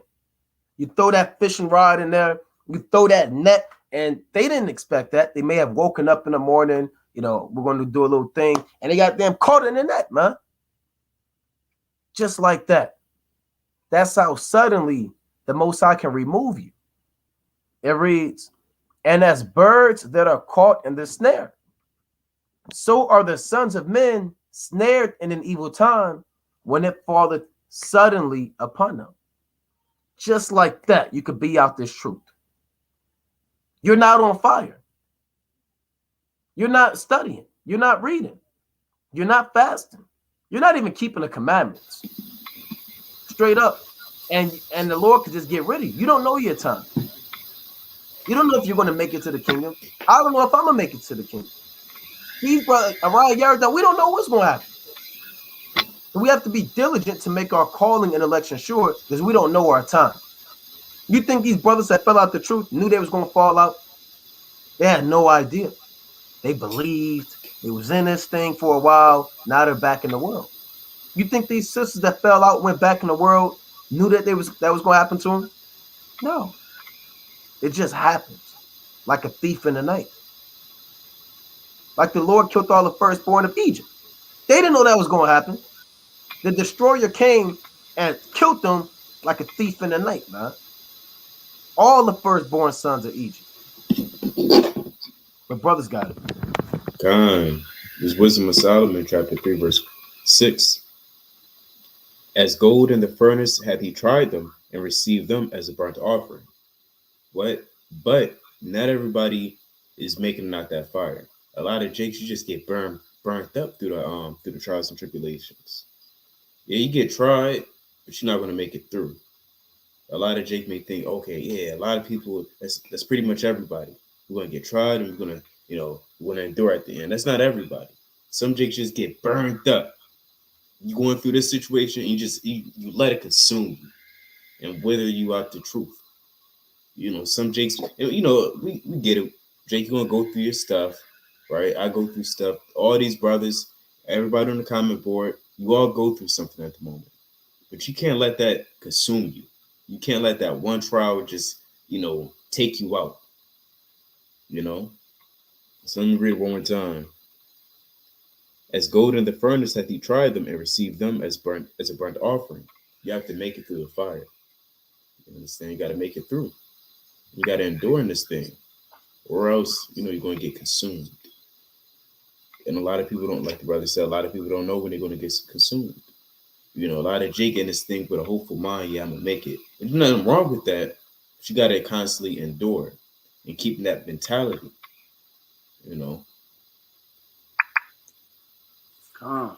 It's the book of Sirach, chapter 48, and verse number 1. Then stood up Elijah, the prophet, as fire, and his word burned like a lamp. He brought a sore famine upon them, and by his zeal he diminished their number, man. By his zeal. So you gotta have zeal in this thing, man. A lot of brothers, they read the Bible and then it's just not appeasing to them anymore. Like as if a damn kid want a dog. Mom, can I get a dog? Can I get a dog? Can I get a dog? Then they finally get the damn dog, and the dog in the backyard, and it's wintertime. You forgot you had one. You're in the house playing Madden, the dog clawing at the door. Right? The next day, the dog is dead, man. You're not even thinking about that dog no more. Don't let that be like that in this truth, man. They let you read, you pray. It got to be a routine. A lot of brothers don't have a routine in this truth. That's why they fall out. And everything has to be order and a routine, man. Guess what? You wake up every day, you brush your teeth, you wash your face, you get yourself ready, you anoint your head, your face with oil, right? And guess what? You get some breakfast and you go to work. That may be your routine every day. You don't just wake up, I don't know if I'm going to brush my teeth today. I don't know if I'm going to read today. I don't know if I'm going to get in the car today. Now you got a routine to keep your lights on, right, in the household, but yet you don't have that for the one thing that's going to save your life, man. You should have a fast day every week, right? You should have a schedule. You understand? Should be like, look, 2 weeks on, 2 weeks off, or look, I'm fasting 2 days a week, right? It's Tuesday and then it's Thursday, or every Wednesday, or every Monday. You should have a schedule in this thing. I'm going to hold myself to 7 chapters. After my 7 chapters, I'm going into geography and I'm going into prophecy. Right? I'm going to write a breakdown. Right? You should hold yourself to something. Now, everybody should have a schedule or something that keeps them on pace. Like brothers up here, man. Hey, look, every Monday, Lord willing, we're going to be on a call, man. Every Monday, rain or shine. Our brothers could be getting shot at, right? Or hell breaking loose, somebody banging at their door. Lord willing, man, we're going to crack these scriptures open and we're going to be here Monday, man. Brothers have to have a schedule. You have to hold yourself to something. You shouldn't be like a ribbon in the sky in the wind. You got to have zeal to have these things. He said, by the word of the Lord, he shut up heaven and also 3 times brought down fire. O Elijah, how was thou honored in thy wonderful deeds? And who made glory like unto thee? So we want to have that same type of zeal that our forefathers did, man. And a lot of brothers don't have that zeal no more. That's the main thing that kind of keep you alive in this thing, man. That zeal, that spark, man. That love, man. Hey, brothers that haven't played basketball in a while, when brothers get together, hey, they ready to shoot, man. Got brothers, oh, man, they talking trash, right? They racing each other to the basketball court, right? You got to have that same type of love and energy toward these scriptures, man, right? And you should have a schedule. You know, like, look, after I read Samuel, I'm jumping into the Kings. Or I'm reading all of the Gospels. Shouldn't just read the Bible like you throw dust in the air, wherever the wind blows. Nehemiah, I'll jump into Ezra. I don't know what I'm going to do next. But you got to read this thing, man. These scriptures are alive. Right? I want to get another precept real fast. Right in the Gospels. Right? And just the little stuff of the Gospels, man. Just very small stuff. I was reading this the other day. Right? Pull this real fast. Right? It's the book of Matthew, chapter 19, and verse number 1. And it came to pass that when Yahushua had finished these sayings, he departed from Galilee and came into the coast of Judea beyond Jordan. You know how far that is of a walk, man? Hey, the Lord was on the move, man. Little small stuff like that getting into the scriptures. Brothers will read that. He went to Galilee and the coast of Judea beyond Jordan, and great multitudes followed. They get in robot mode, man. You know how far Galilee is from Judea, man? When you look at the map of Israel, the Lord was on the move, man. Within one precept, that shows me how the Lord was on fire, man. One precept can turn you up. Getting into geography, knowing and understanding what's going on in your Bible. Stop just reading stuff and looking for things that you just want to see Esau in, or looking for things that pertain right in the hunting down the heathen. It's deeper than that, man. Stop making this truth all about the heathen, man. What about your brother? What about your sister that's falling and waxing lower and lower in the spirit? Brothers got to love one another and have a zeal in this truth, man. When you go to 2 Kings, let me get this last precept. No brothers want to jump in there, right? I got a quick point after you. No doubt, right? For this quick precept. It's the book of 2 Kings, chapter 10, right? And verse number 16. He says, and he said, come with me and see my zeal for the Lord. So they made him ride in his chariot, man. Hey, come see the zeal, man. Come and see my zeal for the Lord. A lot of people, your old uncle or your grandfather or your father, he'll take you down in the damn basement. Look at my trophies. You know, these were the cliques I wore in damn 75 and damn 72, right? This is what I did in my day. I used to throw a football 3 blocks, right? They showing you their damn repertoire and all of their jerseys. Right? They got zeal and they're proud of carnal things, man. You should have pride in reading the scriptures. People that you have helped, man. Places that you have traveled. Things you have done in the truth, man. You got it, King. Come. Brothers hear me? It's lucky. God. Okay, bet. Yeah, brothers really got to be in love with it. You got to actually love it sincerely. You know, this is and you will get a lot of information when you read it sincerely too. The Lord's not going to give you wisdom and understanding if you read him with a stale, stagnant mind and spirit. Like brothers are saying, you bring out the robot voice. You know, you read one chapter, you do this. You do it like it was a chore. Yeah, finally it's over. And you turn on Netflix to binge watch something. This is First Maccabees 3:55. And after this, Judas ordained captains over the people, even captains over thousands, and over hundreds, and over fifties, and over tens. Where did he learn this from? Where did he get this inspiration, this idea from? And he read the law. He read about Moses and what he did, right? When you read in Exodus, the 18th chapter, if I'm not mistaken, right? That goes to show what reading can do for you and how it can turn around your life, right? How it can organize your life. Let me bring it out real quick. It's Exodus 18. I'll jump down to the point. And it's like this, Genesis. Exodus chapter 18, 21. verse 21. The water. Moreover, thou shalt provide out of all the people able men, such as fear God, men of truth, hating covetousness, and people such over them, to be rulers over thousands, rulers over hundreds, rulers of fifties, and rulers of tens. So Judas Maccabeus, he read the law, and he gained something from it. Whether it be, something little or big, is so much that you can even learn from it and apply it to your life, right? That's what having wisdom and knowledge is all about, applying it to your life, right? And helping others, not just reading it just to read it for the hell of it, right? Because that goes to show you one more, I'm going to repeat myself again. That goes to show you, yeah, you can read the law, but when you read, other little things and read in between the line and use your discernment, you'll gain a whole lot of wisdom, right? And the scriptures can be your counselor. You say you're going through this and the third. The scripture's not going to tell me how to exactly handle the brother at will.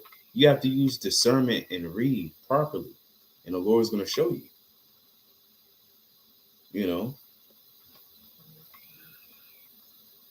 You got it. God, I want to get this quick precept. This one of my favorite precepts is Proverbs chapter 24 and 27.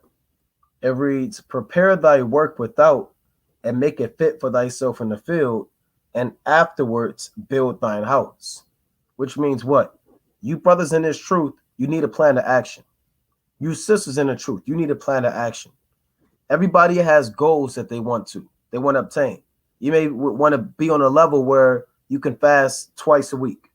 You might want to be on a level where you can finally read 10 chapters a day, right? You might want to be on a level as a woman when you want to call your husband, finally call him Lord, right? Or you finally want to be that Proverbs 31 woman, right? Or you may want to study for an hour. Everybody has goals. And if you don't have goals, then I don't know what to tell you. You should want to have some type of goal and a finish line to want to obtain, right? Maybe you want to get on a level where you're fasting, like I said, maybe 3 times a week. Maybe you're I don't know what brothers do, man, or sisters, but you know what's in your heart, man, and what you want to obtain. But that can't just happen randomly, right? Like people want a house, right? They see houses and they say, damn, how do I get a house? Right? They have financial plans. In this truth, you need a plan. It reads, prepare thy work without. So in order to build a house, you have to prepare the work. You have to draw up the blueprint. You have to see how much it costs for the material. Go ahead, Yardan. Go ahead. I got a precept after you read that. Okay, come.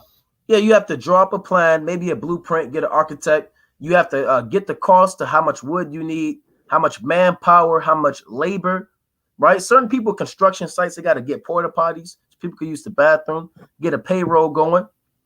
It takes time to build a house, but it has preparation. So you have goals, and every brother should have goals. We do challenges throughout the week too, man. We always throw challenges out there, and you have to prepare yourself. It reads, and make it fit for thyself in the field. Then you start putting the pieces together, right? You start laying it out like a puzzle. Anybody that opens up a puzzle box, you don't just open it up and start just putting stuff anywhere, man. No, you look at the cover of it. You might put the corner pieces together, right? You might get all of the same piece with the same color. You kind of make it fit for yourself. And then you start connecting the pieces. And then you have your damn complete puzzle. In its truth, you have goals. You need to prepare. You need to have a plan. It says, then afterward, build thine house. Then you build yourself up. The house is your body, the spirit. You understand? Like the brother said, a plan of attack. This is warfare out here, man. And before generals go to war, they get counsel. That's Proverbs 24 chapter. Right? You have to have counsel. They draw, these generals, they have the sand pit, and they kind of moving the little pieces in the sand, putting X's and O's places, man. Kind of say, okay, we're going to attack from the left. They plan this stuff out. You're not just going to start fasting every week out of nowhere, brother. You have to have a plan. Okay, I'm going to start fasting this time. Then I'm going to get this set schedule. Then I'm going to come up with a plan of action. Then I'm going to do this. So you have to have some type of goals and a way to obtain your goals. Otherwise, if you don't go through these steps, you try to build your house is going to fall apart. You're going to be missing stuff. Everything wasn't accounted for. Your house is going to fall apart. It's not going to last. And your house ain't built upon a rock. So you need this and this truth, right? Why aren't you on fire? Because you don't have a plan of action. Why aren't you on fire? Because you haven't prepared. You don't have goals. You're just in this thing, man. Just seeing what happened with your thumb in your mouth and your hand in your behind your head, man. Just waiting for the wind to take you somewhere. You have to have goals. You got to yell down. Hey, real quick, Salaki. Hey, every brother and sister, I'm challenging you right now to set 3 goals for yourself, man, to obtain by the end of the next so-called month. Rather you want to get to finally reading 10 chapters a day, or the sister you finally, you want to reverence your husband more, and then come up with a plan of action. Fast and pray on it, and put that thing into to work, man. But you got it, Yardan. Come. This is 2 Maccabees chapter 2, verse 26. I'll start here. Therefore, to us that have taken upon us this painful labor of abridging, it was not easy, but a matter of sweat and watching. Right? Take time for them to abridge all these books together. They didn't just wake up and wing it, right? Because in the carnal level, man wrote this out on a carnal level. Right, on the surface level, man had to write this out. Don't think, they was all filled through the Holy Spirit all the time. Writing like a madman, and the eyes is glowing, and he looking up, just blindly writing.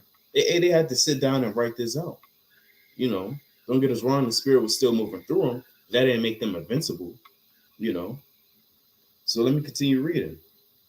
But a matter of sweat and watching, even as it is no easy. It's like no ease unto him that prepareth the banquet, and seeketh a benefit of others, yet for the pleasuring of many we will undertake gladly this great pains, leaving to the author the exact handling of every particular and laboring to follow the rules of the abridgment. It's like the of an abridgment. For as the master builder of a new house must care for the whole building, but he that undertaketh to set it out and paint it must seek out fit things for the adorning thereof.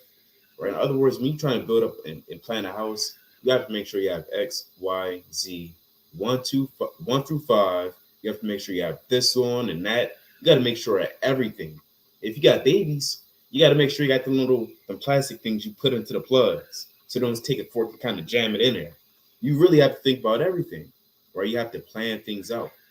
Right. Likewise, when it comes to being in this truth, it takes a lot of diligence. It's like diligence and planning to make sure you're doing what you have to do, and then make sure that you're serving the Lord correctly. Let me read this again, verse 29.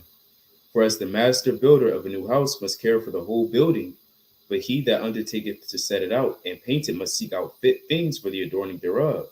Even so, I think it is with us to stand upon every point and go over things at large, and to be curious in particulars belonging to the first author of the story.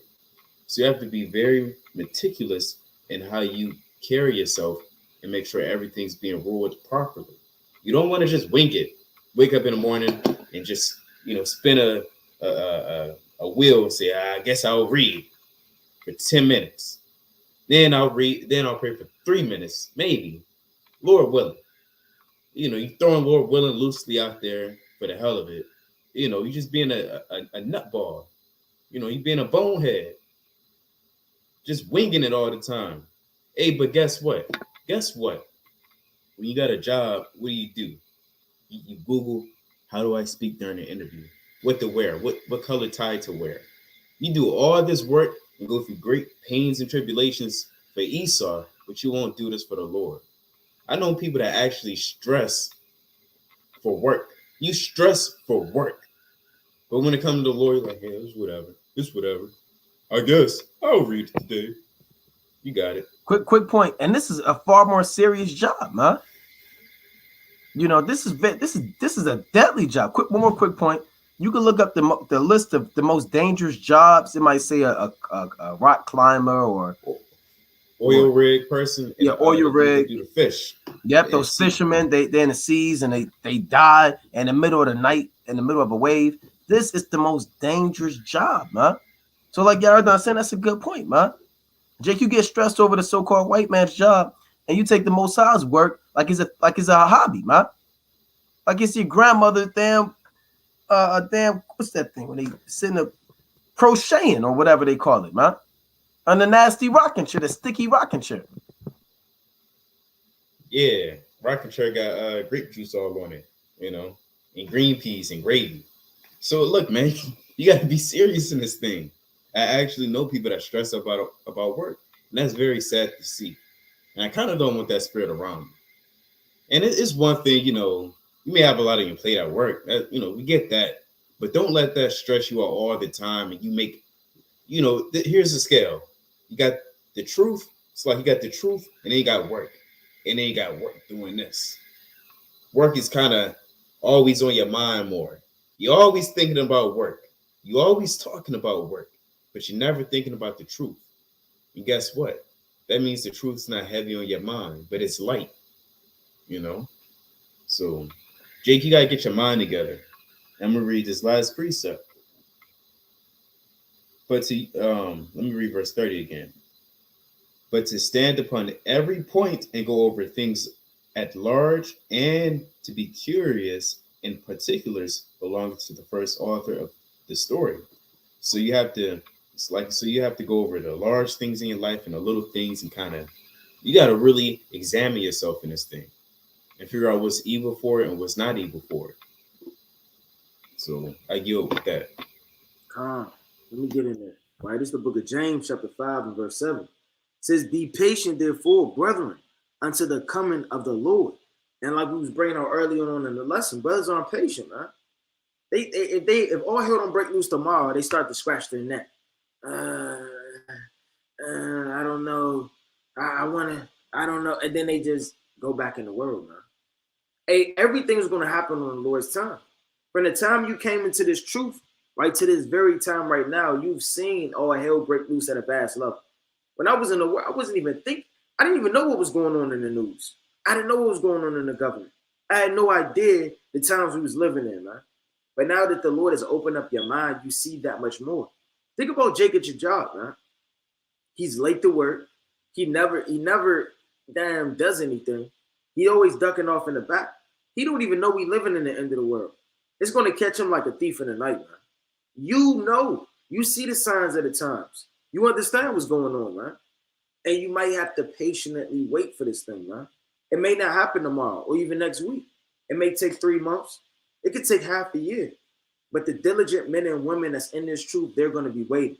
They're going to be on the edge of their seats, man. Right? Like when the tip-off is happening on a basketball game. The ref, he kind of playing with the ball, with the whistle, looking at everybody, having everybody wait on him. Come on, man. Throw the damn ball, man. Sitting looking around, right? Twirling his whistle, right? We on the edge of our seats for the tip-off, man. It can happen anytime. It says what? Behold, the husbandman waited for the precious fruit of the earth. So you got to wait for the precious fruit of the earth, man. Immortality, riches, honor, glory, the covenant being established. You understand the second wilderness, the Lord taking down our enemies, us receiving spiritual power. It's not going to happen overnight. A lot of men in this truth, they get weary because they've been waiting so long. But there's been elders in this truth for 20 years, man. A lot of brothers on this live aren't even 20 years old, man. Watching this, man. Probably got something like 16, right? 19, 18. right? Through the grace and mercy of the Lord, they stumbled into the truth. Then you got people, you got elders that have been in this truth 30 years. You got people on this live ain't even 30 years old. They're 23, they're 27. And they've been elders waiting on the coming of Yahushua longer than you've been born, man. And here you are creeping in the truth only 5 months, and then you just can't wait no longer. It's been 2 years, you can't wait no longer, man. It says what? The husbandman waited for the precious fruit of the earth and have long patience for it until he receive early and latter rain. And that's what we're looking for, that increase, man. Because it's going to all be worth it. All the waiting, all the praying, all the fasting, all the crying, all the teaching, all these lives, all the sweat, all the watching. All of these things are going to finally be worth it once we get the increase. The increases are going to be a drop when you want it to be a drop. Okay, I got my drop. There's still hope. Next week, I got 3 drops of rain. There's hope. No, man, it's going to be a dispensation of time where you don't see anything until you see it all, man. When that door finally closed and all hell break loose, you're going to wish you had took all this time, man. No matter how much brothers try to go into another lesson, it always comes back to get your house in order. It always get back to all hell's about to break loose, man. Because the Lord jacking us up through the Spirit, making us say these things. Right? I want to go to this precept, hey, but the Lord, he had me going somewhere else, man. Next thing you know, it all, every damn avenue goes right back to all hell about to break loose, man. Because if you're not watching and understanding the times, it's going to catch you like a thief in the night, man. It says, be ye also patient. Establish your hearts. What does it mean to establish it? It means to set order. Establish things in your heart, man, your mind. Get things ready. For the coming of the Lord draweth nigh. Establish your heart. If you establish in a bank account, you're getting everything together. You're sitting down with the broker, the banker, trying to get this. Okay, we're going to open up this checking. We're going to open up this saving. Right? We're going to have a trust fund. You establishing that. The Lord said to establish your heart. It's a lot of malice in your heart, a lot of envy, a lot of jealousy, a lot of hatred, a lot of damn folly, man, and drunkenness. Get yourself in order and establish yourself before the coming of the Lord because it draweth nigh. Yeah, I want to get this in 1 Peter the 4th chapter real quick. I want to add to that, man. So, brothers, most high willing, you're taking this exhortation, and this is all of the Most High. Like I said, sometimes we discuss what we want to go into, and the Lord wanted us to go into this. If the Most High wanted us to talk about how long Rebecca's hair was, then he would have us talk about it. If the Lord wanted us to go into, okay, King David, was he right-handed? Or did he like the harp? Or did he like the, did he want to play with the dulcimer? Right? If we were to look up every instrument in Daniel, the 3rd chapter, the sackbut, the arp, the psaltery, the damn harp, and just do an in-depth breakdown of that, hey, the Lord will have us do that, man. But the Lord is feeding through the Spirit. Now, I had this precept in 1 Peter. Right? Let's go to 1 Peter. Boy, man, I got 2 quick precepts. Chapter 4 and verse 7. Right? This 1 Peter chapter 4 and 7. It reads, but the end of all things is at hand. Be ye therefore sober and watch unto prayer. Now I'm going to look that word sober up in the Greek. Right? It says, but the end of all things is at hand. Be ye therefore sober and watch unto prayer. Now that word sober doesn't necessarily mean, oh, I've been sober for 40 years. I haven't had a drink. Now we're going to go into that word to actually get into it, man, to give you the proper understanding. So here's that word in the Greek. You're more than welcome to look it up on your own. Strong's G 4993. Sophroneo. Sophroneo. Sophroneo, and it means to be of a sound mind, to exercise self-control, to put on, it's like to put a moderate estimate upon oneself, think of oneself soberly, to curb one's passions. What does it mean to curb your passions? Control the flesh. Control yourself. Have rule over your spirit. That's what it means when it says be sober. It doesn't mean, well, I can't drink any wine. No, it means to curb your passions and to exercise self-control. So let's read it again. 1 Peter 4 and 7. But the end of all things is at hand. The end of America is at hand. The end of this kingdom is at hand. Right? The end of the 2/3 is going to be at hand. The end of this economy is at hand. Right? The end of his banking system is at hand. The end of his infrastructure is at hand. The end of Europe and Germany and China and Russia is at hand. The end of everything is at hand. It says all things. It says be sober. Be ye therefore sober, meaning in these last days, another reason a lot of brothers not on fire is you don't have no self-control. You're not sober. You let anything get you out the spirit. You're reading, you hear a bird chirp, and you're outside bird watching for 3 hours. Go ahead, Yarda. Or you get a message talking about your favorite football team you lost. You start smashing everything. You close your Bible, you run outside, you rinse your shirt, and you start taking a shower and listening to sad songs. Eve then texts you back, oh, she hates me. Right. You start getting counsel from 10 brothers. Why does she not text me back? Brother, you're supposed to be reading. Right. You're supposed to be praying, brother. What are you doing? Well, you got certain brothers that read like this. They on their phone. They on damn Snapchat, and they got the Bible in the other hand. They don't know what's going on. The spirit not working on them. They're not looking stuff up. You have no self-control, man. The end of all things is at hand, and you're getting at the spirit over a text, like the brother said. A woman didn't text you. You talked to this woman at the gas station. She asked to pump your gas, and you mad that she didn't text you back? That's madness. Where's your mind at, man? Where's your mind at in this thing? Oh, you had something you already done? One more thing. You get rejected by one woman. She just say, no thank you. She said in the sweetest way, no thank you. I can't have a boyfriend. I can't have a husband. Now you sad for 2 weeks. You haven't prayed and read since because you thinking about what she said and it's replaying over your mind over and over and over. Now you praying to the Lord, what could I have done differently? Brother, your priorities are is out of this world, man. Yeah. Jake do let a lot of stuff get to him, the tiniest stuff, man. Right. Yeah, the Lord said in Romans, it's like in 1 Corinthians chapter 13, 4 and down, it says charity is not easily provoked. So you can't be the brother that's easily provoked. You let demons just hop on you. You have no self-control. Everything makes you sad. Everything makes you angry. Everything gets you out the spirit. You damn stub your toe and you break your fast, man. You was in the middle of a fast. You stub your toe. I gotta eat. This ain't right, man. This ain't right. What ain't right, brother? And then the brother go and eat some damn flapjacks, man. This ain't it. Everything gets you out the spirit, like the brother said. You stub your toe, a damn woman, your job. Stop letting everybody take your damn peace from you, man. The Lord said, let the peace of the Most High rule in your hearts. Let me get this real quick in Ephesians. You have to exercise self-control. You brothers, you're not on fire because you have no self-control, man. You don't know when to watch damn TV, and you have reading. Your woman want to cake up with you 24/7, and you got all the ingredients, and you out there just doing your own thing, man.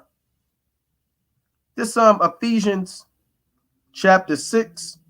It's like I want boy, that's a good one too. But I really want Galatians. Ephesians 6 is good, right? But this is Galatians chapter 6 and 16. And as many as walk according to this rule, peace be on them, and mercy upon the Israel of God. And the Israel of the Most High, that's the elect. So you have to have rule over your spirit, man. Discipline, consistency. And your top boxers, your top athletes, they have these things. If Floyd Mayweather is getting up at 4 a.m. and you think something's going to stop him, no, he's going to get up at 4 a.m., man. These LeBron James, these Steph Currys, they get up and they stick to it, man. They have rule over that, man. They get up at 4 in the morning every day and go to the gym. You know, the janitor got the damn round keys, the big round thing with all the keys on it. He might actually give him the keys. Right? Let's say, you know, just make sure you lock the door. And these guys are in the damn gym. It's 4 a.m. And they're focused. You got brothers in this thing, you're not sober. You let any and everything get you out the spirit.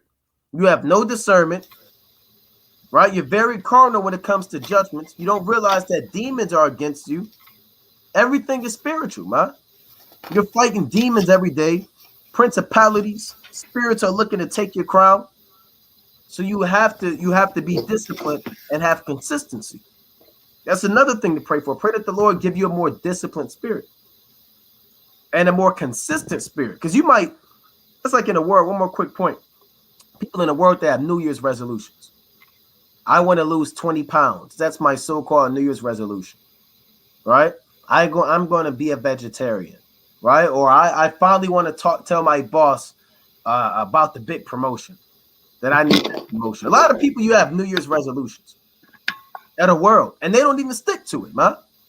They might go to the gym for about 2 days, and then they kind of give up. You have to have discipline in this truth, and consistency, and persistence, and rule over your spirit. And that's a beautiful thing to fast and pray for, to be sober. Pray that the Lord give you the spirit of being sober,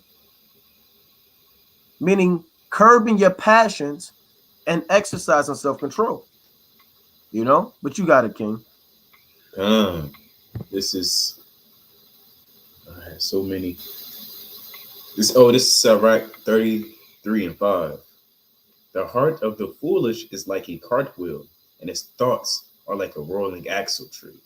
And I don't know, brothers, you know, if you've seen those old cartoons, whenever that doofus or that fool in that cartoon start thinking about folly, you see like a little a hamster, and it's moving in a wheel real fast, right? A lot of Jake's mind is like that. You know, you read in Deuteronomy 1 second. Next thing you know, you're in Disney Plus, watching all the Marvel movies.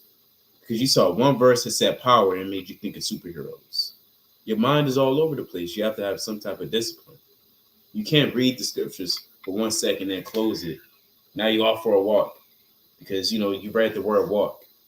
You know, the Most High told me to walk. Some Jake move like that, man. You got to be rooted and you got to stay strong in his word, man. It's that. See that? Israel, hey, that's your mind, Jake. That's your mind. You about to jump in that thing. You about to start twirling. See that? It's 2 of them. Oh. Yeah.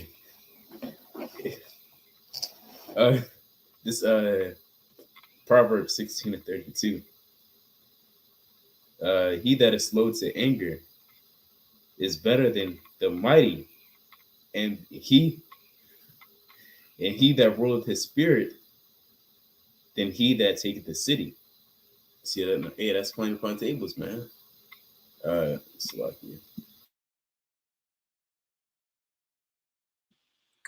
Right? It's Ecclesiastes chapter 10 and verse 18. So the brother's bringing it out, man. Through that slothfulness, right, all hell could break loose. It's Ecclesiastes chapter 10 and verse 18. By much slothfulness the building decayed, and through idleness of the hands the house droppeth through, man.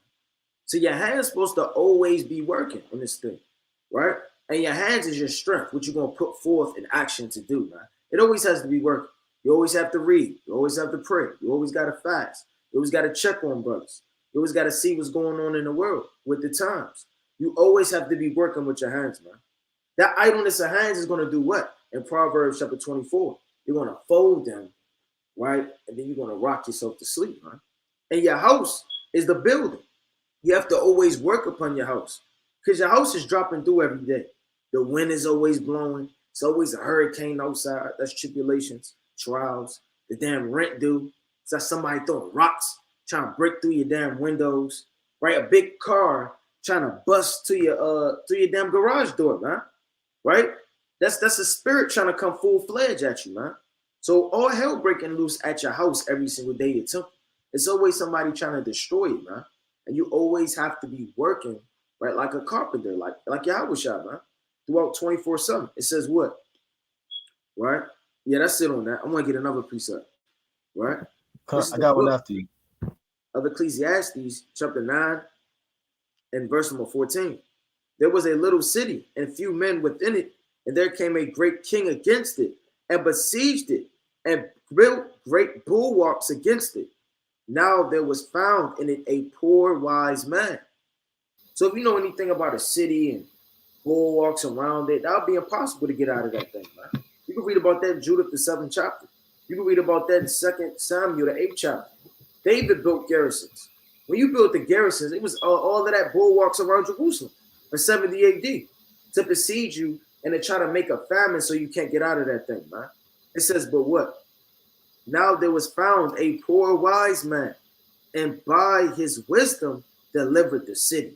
So all you need is wisdom, man. And it would be impossible to get out of that situation. You know how hard it is to climb a damn bulwark or to get out of that thing that was besieged? When all of the men with their arrows are besieged round about it, all you have to do is depend on wisdom, knowledge, and understanding in the Lord to get out of that situation. It says, and he by his wisdom delivered the city, yet no man remembereth the same poor man. Now all Jake is despised in this thing, but that's okay, because we don't care. We don't care about what men think about us, man. We care about what our Heavenly Father thinks about us. So the point of this thing is all men have to work. If you aren't working in this thing, and that's on the spiritual level, you're not going to reap anything. The Lord said that diligence shall bear rule, man. And what are you diligent doing? It's not diligent watching and catching up on binge watching TV. It's not diligent in finding out what happened damn work, man, today from your wife. Diligent is doing the work of the Lord. That's the only thing I care about, man. I don't care about anything else. And I'm glad that the Lord put the spirit on me to want to be so serious in these scriptures, man. There's a lot of people that don't care. The Lord has snatched that spirit away from you. As quick as a light flickers, and anybody knows that a light can flicker, right? And even a wildfire in the middle of the damn wilderness can be put out by the rain. Fire can be put out, man. Don't let your fire get quenched and be put out, man, in this thing. You have to keep it burning and growing every day in this truth. God, I'm gonna add to that. This is Ecclesiastes chapter 38 and 24. The wisdom of a learned man cometh by opportunity of leisure, and he that hath little business shall become wise. So you're not going to be on fire if you're working 3,700 hours every damn week, man. Right? You're picking up extra shifts. You know you don't even need it. You're just working, man. I just like to work, you know. I just like to go and see my coworkers. Brother, you don't need that, man. I know certain brothers that actually take a day off, man. They'll use their sick day to get into the scriptures, man, to study, because they job might be overwhelming them, and you have to kind of fall back, or you're gonna get rocked to sleep. So certain brothers are actually, hey, look, you know, I'm not feeling well, right? Now you don't have to tell them what's going on. You're sick, right? You're sick of this captivity. You kind of get off the phone, right? And you use that time to get into these scriptures, man. You're never going to be on fire if you're spending time all up in other things, man. And I've had to done that, man. I still do that plenty of times. Yeah. I do that to this day. Some days, you know, you get your PTO or your work and you use it. Hey, look, I need a day to set the balance right, man. Right? The balance was out of order, right? You spending too much time, then you got to kind of take the day. All right, boom. You get things back on balance, man. You're reading, you're scheduling, your scriptures. You have to do that sometimes. Stop using your sick days on folly, man. Going to the arcade. You said what? Say going to the arcade. Yeah, or to check out the latest damn Batman movie. Right? You want to watch the newest Batman movie. You reserve seats in the front row, and you brought candy corn in your front pocket and tater tots in your back pocket. Right? And you sneaking food all in your woman purse. The Lord isn't dealing with that, man. When did the Most High say do that? Candy and sneak and go in the movie theater, take a day off. You know? No, you're never going to be able to get your spirit right if you're too occupied in things that are unprofitable. Right? Let's read on. Verse 25. How can he get wisdom that holdeth the plow, and that glorieth in the gold, that driveth oxen and is occupied in their labors, and whose talk is of bullocks. Yeah, how can you gain wisdom if all you do is talk about oxen all day? Imagine that, right? You don't read. These guys, they didn't study, right? You see how tall his horns was? Boy, maybe he weighed 300 pounds. Well, that guy, that's a big sucker right there, right? Looked like a 250, man. Where'd you get him from? Oh, boy, I got him from the land of Reuben. How long are his legs? Well, you know, they're about 36 inches off the ground, 2 hooves, right? Nobody's, that's madness, man. But what do you beat him with? Well, I use a fodder, right? Or did you try this wand? The whole day goes by. Like Jake in the world holding the block. They be out in the block talking about damn liquor and wickedness for 6 hours on the block, sitting in them nasty black crates, flirting with the street, man. Brothers know what I'm talking about. Now, you have to take the same spirit that these guys do in the world and apply it to this truth. The same way that this guy, he talks about oxen all day, you got to be talking about the truth all day. All day. Like, what did you read? Oh, I'm about to study. Oh, let's go on a fast. Let me look up this map. Let me go into the geography. And we went into the topography on the Sabbath service, man. The elevation of mountains, Jerusalem, siege, documents. You have to be in this thing. You have to be addicted. It reads, he giveth his mind to make furrows and is diligent to give the kind fodder. Yeah, you got certain brothers, all they do is work on cars, right? They out there, they call them grease monkeys or gym rats for sports. You have to be a spiritual gym rat, for lack of better terms, but it's truth. Every time somebody sees you, you got your Bible, right? You in the Word. You're meditating. You're studying.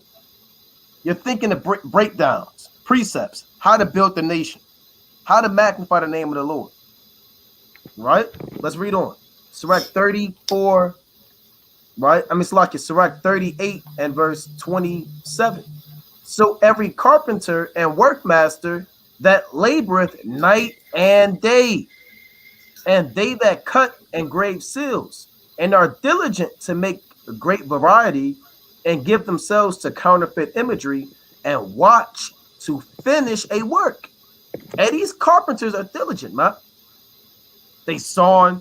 They got videos on YouTube, man. They sawing, right? They sanding things out. I've seen somebody take a tree stump and turn it to like a damn, some type of glazed over, polished work, man. That's expensive. You take the chainsaw. They're diligent in that. And all they do is talk about chainsaws, lumberjacks, Paul Bunyan, 2 types of saws and seesaws and zawzaws. And what's that? Sawdust. That's all they talk about. They actually smell like their craft. And these carpenters, they smell like they damn deal with wood all day, man. They smell like sawdust and damn wood all day. Because they're out there 24/7. That's all they do. That's all they know. You have to be like in it. You have to be like that in this truth. You got to smell like these scriptures, meaning these spices. They got to see your fire. They got to see your light. You got to smell like frankincense and myrrh spiritually. You know, you can't be like Esau. You smell like a man in the field. It's a little more than that. So when you read this account, everything that they were diligent in the world, you have to be that much more diligent in the truth. And it says these carpenters, even they watch to finish a work. Carpenters don't start something, I don't know. No, a master carpenter, even if it takes years, and they want that thing to be perfect. They hold it up to the sun, kind of look at it, right? Kind of put it back down. They chisel it. They look back at it again, and they go back and they do their work, right? Reading on. Sirach 34 and 28. The smith also sitting by the anvil and considering the iron work, the vapor of the fire wasteth his flesh. So he up there working with an anvil, getting burned. Eyebrows scorched off, beard getting sizzled, but he don't give a damn. He's about his work. Non-stop, his hand hurt. His damn, I've never done that before, but I'm sure it's painful. Beating metal all day, and it's 105 degrees. They sweating. They got that apron on, They dip it in the fire, it's steam, they look up at it, they don't like it, they hammer again. 24/7. The wife asks, baby, when you coming to bed? Why don't you get some rest? And he mentally blocks her out. Sometimes they just ignore. I'm too busy. I have to get it done. I'm working and I'm working. I'm working. Right? And she goes in there and she acts. She might put his plate kind of on the table. He sees it, but he's just non-stop hitting the damn thing all day, man. You got to be in this word all day. Right? There's one more in that. It reads, the fire wasted his flesh. He got damn 3rd-degree burns. He might have cuts, you know. It reads, the noise of the hammer and the anvil is ever in his ears. And these breakdowns got to be always in your ears. Hey, I barely listen to music. I listen to the scriptures, breakdowns, audio Bible, previous lessons. That's what I look. If I'm driving, I'm listening to that. Right, my rib, they know. Everybody, look, I'm listening to breakdowns. If I got headphones or something in, I'm not listening to stuff that don't matter, man. Now, if it's a feast day or something, you know, all right. But 9 times out of 10, I'm listening to the word. Rather it's the audio Bible plan or a breakdown or precepts or scriptures. That's what I have going on in my mind. Right? Or if I'm taking a shower, I'm blasting breakdowns, hook it up to the speaker. So you have to have this word always in your ears. Right? Let's read on. And his eyes look still upon the pattern of the thing that he maketh, and he setteth his mind to finish his work. And he's in the world. He sets his mind to finish his work. You have to set your mind to finish this work. And watcheth to polish it perfectly. It's a mean chapter right here, man. I mean, this is cold right here. So doth the potter sitting at his work and turning the wheel about his feet, who is always carefully set at his work and maketh all his work by number. That's like you got to make your breakdowns by number. You call brothers by number. Everything's done in order. Potters, they do things in order. They have to make vases, bowls, damn design pieces, stuff to go to museums. People might want something to break. So they do things by number. Blacksmith, the guy with the oxen, all they do is talk about clay. Red clay, black clay, Play-Doh, silly putty, cement. That's all they talk about. Resin, pottery wheels. What's that stuff? You put the pottery in a kiln. Start with a K. But it's like it's a hot damn oven, man. You know? Reading on, one more in that. He fashioneth the clay with his arm and boweth down his strength before his feet. So he's burning his body out over clay. You got brothers that can't burn their body out over the Lord. Madness. It reads, he applieth himself to lay it over it, and he is diligent to make clean the furnace. All these trust to their work, and every one is wise in his work. You have to be wise in your work. Without these cannot a city be inhabited, and they shall not dwell where they will, nor go up and down. They shall not, and these guys, they're in the world, so they're not going to be in the kingdom. They shall not be sought for in public council, nor sit high in the congregation. They shall not sit on the judge's seat, nor understand the sentence of judgment. They cannot declare justice and judgment, and they shall not be found when parables are spoken. Why? Because they aren't diligent in the work of the Lord. They're too occupied in the world. Reading on. But they will maintain the state of the world, and all their desire is in the work of their craft. You have certain brothers that maintain the world. You have people that make Q-tips all day. That's all they do. They're on the assembly line, like the what's that cereal? The honey bunches of oats lady. Yeah. No, the honey bunches of oats lady with the thing on, and they press the button all day. And they make Q-tips. Right? You got people that make Q-tips all day. They draw the handicap sign out there in front of the CVS. Right? That's all they do. They carve out the damn handicap sign. They add the damn bristles to the toothbrush with a damn magnifying glass. They maintain the world. You need Q-tips. You need the little toothbrush, right? You got people that make shoelaces. They do this all day, right? And they making damn shoelaces, man. They putting them in. When you go to Foot Locker and them shoelaces are in there, somebody's doing that to the shoes. They got to go in there and put them, cross them up, and that's all they do. They maintain the state of the world and all their desires in the work of their craft. You got to do that. You got to apply it to this Bible. You got it, King. Hey, my father told me one day, a while back, he would just make the nozzles on a colognes. Just all day, kind of poke the thing in there and then put it on there. And the next one come by, and it's not going to be in perfect order as the last. You kind of put it on there. Same thing over and over and over. Put the nozzle on the thing, test spray it. You got to smell it all day. Just the small, skinny nozzle, and it's hard to get in there sometimes. Yeah. Sometimes you get frustrated. Jake, hey, that's your lot to maintain the world. You kind of make sure it runs properly. Hey, you got certain Jake, they make cameras. You got certain Jake, you make pens. You're making pens right now. Hangers. You got people that make hangers all day, man. And all they talk about is hangers. Black hangers, white hangers, wire hangers, red hangers. Hang up big coats, little coats. Who you think made this case? Somebody's making this stuff, man. Yeah. Hey, come on now. Yeah. You got it, King. There you go. Brothers got it. Time. So you brothers, man, you can't maintain the state of this world, man. Right? We're not here to maintain the world. The world is about to be destroyed. I had a brother tell me, man, my job, I gotta do my job. Brother, you're maintaining the world. You're keeping Esau's kingdom running. What are you doing? You're no better than the men in Acts 19 who was making idols for Diana of Ephesus, man.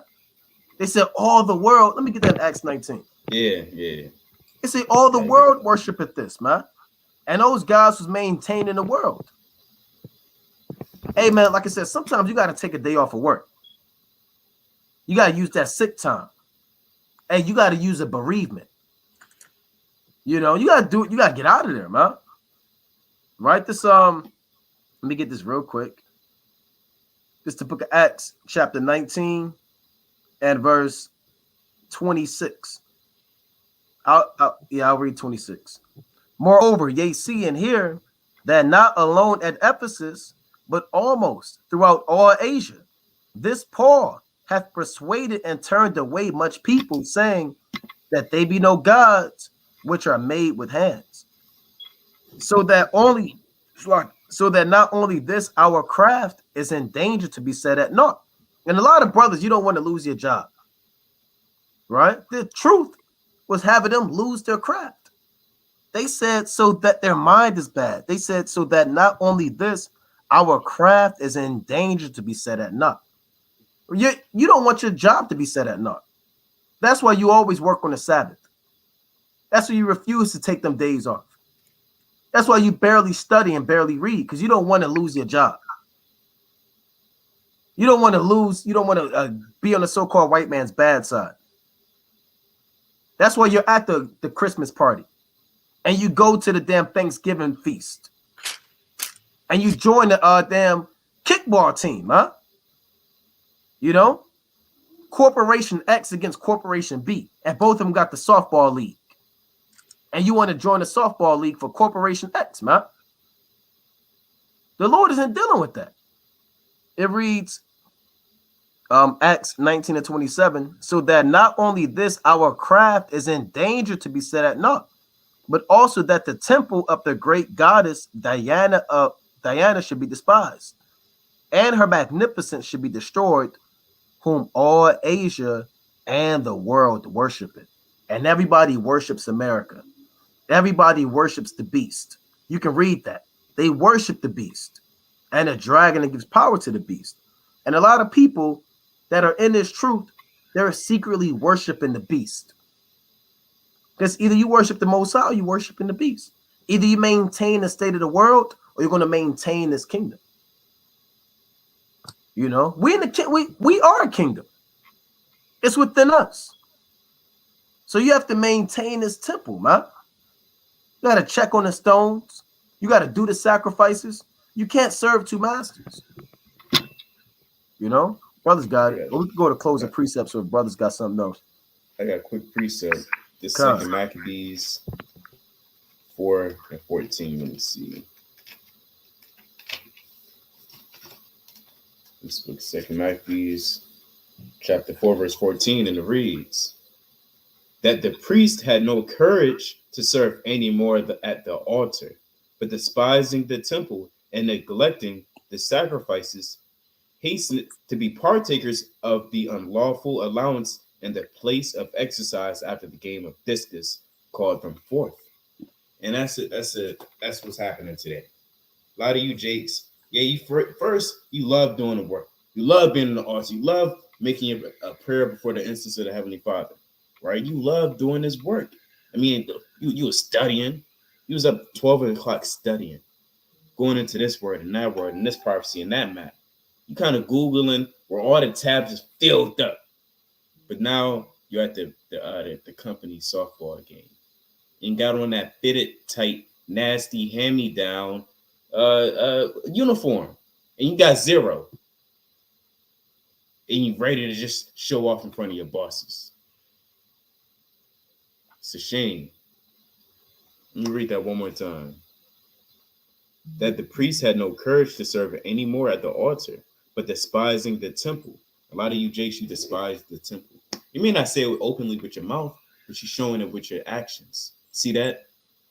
You're the only Jake there. You're the only Negro there. There's also called white man or woman. And you're doing it for their approval. But you stop doing the work of the Lord. You want to get the heathens' approval instead of the Lord's. That the priest had no courage. That's bad. You had no courage to serve at any more the altar. That's shameful. But despising the temple and neglecting the sacrifices, hasten to be partakers of the unlawful allowance of the place of exercise, after the game of discus called them forth. Not setting by the honors of their fathers, but liking the glory of the Grecians best of all. We tell Israel that to this very day. You love the glory of the Grecians, man. You can't help yourself. You can't help yourself. Whatever Esau is doing, whatever he throw out at you, and you pick it up and you bite it like a dog. You got it. And to touch on what Yardan said, when they don't desire the office doing the work, you know what's going to happen when they start to do the work and they don't desire the office. This 1 Samuel chapter 2 and verse 13. And the priest custom with I'm going to start at 12. Now the sons of Eli were sons of Baal. They knew not the Lord. And the priest's custom with the people was that when any man offered sacrifice, the priest's servant came while the flesh was in the seething with a flesh hook and 3 teeth in his hand. And he struck it into the pan or the cauldron, right, or pot, and all that the flesh brought up, the priest took for himself. So they did in Shiloh until the Israelites came thither. Also, before they burnt the fat, the priest's servants came and said to the man that sacrificed, give flesh to roast for the priest, for he will have sodden flesh of thee. So like he will not have sodden flesh of thee, but raw. It was eating raw meat, man. It was going to hell off. It says, and if any man said unto him, let him not fail to burn the fat presently, and then take as much as thy soul desireth. Then he would answer him, nay, but thou shalt give it me now. And if not, I will take it by force. He's sitting there taking stuff by force, eating damn raw, damn meat. He said, whereof the sin of the young men was very great. So they was in a priest's office, but they didn't care about the ordinances. They was eating all of the flesh, right? They was snatching up meat, pushing people aside, being niggas, man, at the altar. They were going off. So if you stop caring about this work, it's going to show. You're going to start having chicken grease all in your 1 Samuel. Brother want to say, let me see your Bible real fast. You open up the 1 Samuel, you got barbecue stains, right, where the word darkness was. So every time you read it, you skip over darkness, and then you don't think it's that bad. You read the precept wrong. Oh, man. Next thing you know, man, you don't think you're going off because you're skipping over key words because you got stains all in it. It says, And if any man said unto him, let them not fail to burn the fat presently, and then take as much as thy soul desireth. Then he would answer him, Nay, but thou shalt give it me now, and if not, I will take it by force. Whereof the sin of the young men was very great before the Lord, for men abhorred the offering of the Lord. It said they abhorred it, man. They hated it. Like you hate going to work every day. You wake up the crack of dawn, right? It's 4 o'clock in the morning, 5 o'clock in the morning, you wipe the crust out your ass. The alarm went off 75 times. You don't know how you even got up. Right? It was the Lord. Right? You sitting, oh man. Then you dread going to work every day. That's how brothers dread reading and doing the work of the Lord, man. And you got to get out of that. Because once you do that, hey, the Lord's going to look upon your spirit and your soul and require that unto you and blow your candlestick out, man. And I got a quick precept to add to that. This is Numbers chapter 22 and 37. It reads, and Balak said unto Balaam, did I not earnestly send unto thee to call thee? Wherefore camest thou not unto me? Am I not able indeed to promote thee to honor? So Balak, when you read this account, it's another verse. Balak hired Balaam to throw up curses on the children of Israel, and he gave them riches and wealth. And he said, all you have to do is sell your soul, and I'll give you riches and wealth and great honor. He said, I can promote you, right? I can exalt you, right? Read on. And Balaam said unto Balak, lo, I am coming to thee. Have I now any power at all to say anything? The word that God putteth in my mouth, that shall I speak. So a lot of people, when these promotions and your job and the world is trying to give you gifts and gives you things to exalt you, you'll go for it, man. You'll go for it. But Balaam could have went for it, man. He said, no, all that the Lord said, that's what I'm going to do, man. That's what I'm going to speak. Because these spirits are going to work against you, man. Hey, after this video, hey, your job tomorrow might offer you $8 more an hour. Right? But all you got to do is work 2 hours on the Sabbath. Just come in on the Sabbath. Esau said just like that. He said, hey, look, I'm an Edomite. You're an Israelite. Look, hey, look, we know that, but just come in 2 hours on the Sabbath. I got a few extra, dollars for you. A lot of brothers, you're going to go for it, man. And he might say, I got extra fringes for you. Just come in 3 hours on the Sabbath. Then you're going to end up going to 3 hours on the Sabbath. You're going to be on your way to work. You're going to swerve off a bridge because an angel tipped your damn car over. You're going to fall to destruction. All right? Like the Lord had Balaam, had a death angel waiting for him, man. Because he went and did what the Lord told him not to do. The Lord said, don't go. He went up and went, and it was the death angel waiting for him. It was only at the mercy of the Most High that he survived that thing, man. So next time you go off, the Lord could have a death angel waiting for you. Let me get that real quick. I'm going to jump up in 22. This Numbers chapter 22 and verse 33. And the ass saw me and turned from me these 3 times. Unless she had turned from me, surely now also I had slain thee and saved her alive. So he didn't even see the death angel. You don't know where it could be a death angel in your room right now, waiting for you. You go off if you want to. It's a death angel there. You can't see it. Only the ass saw it in Numbers 22. Read the account. Only the ass was in the spirit. And the man wasn't in the spirit. And it was an angel with a sword drawn out to cut him down on his way to go off. Go to Keisha's house if you want to on the Sabbath.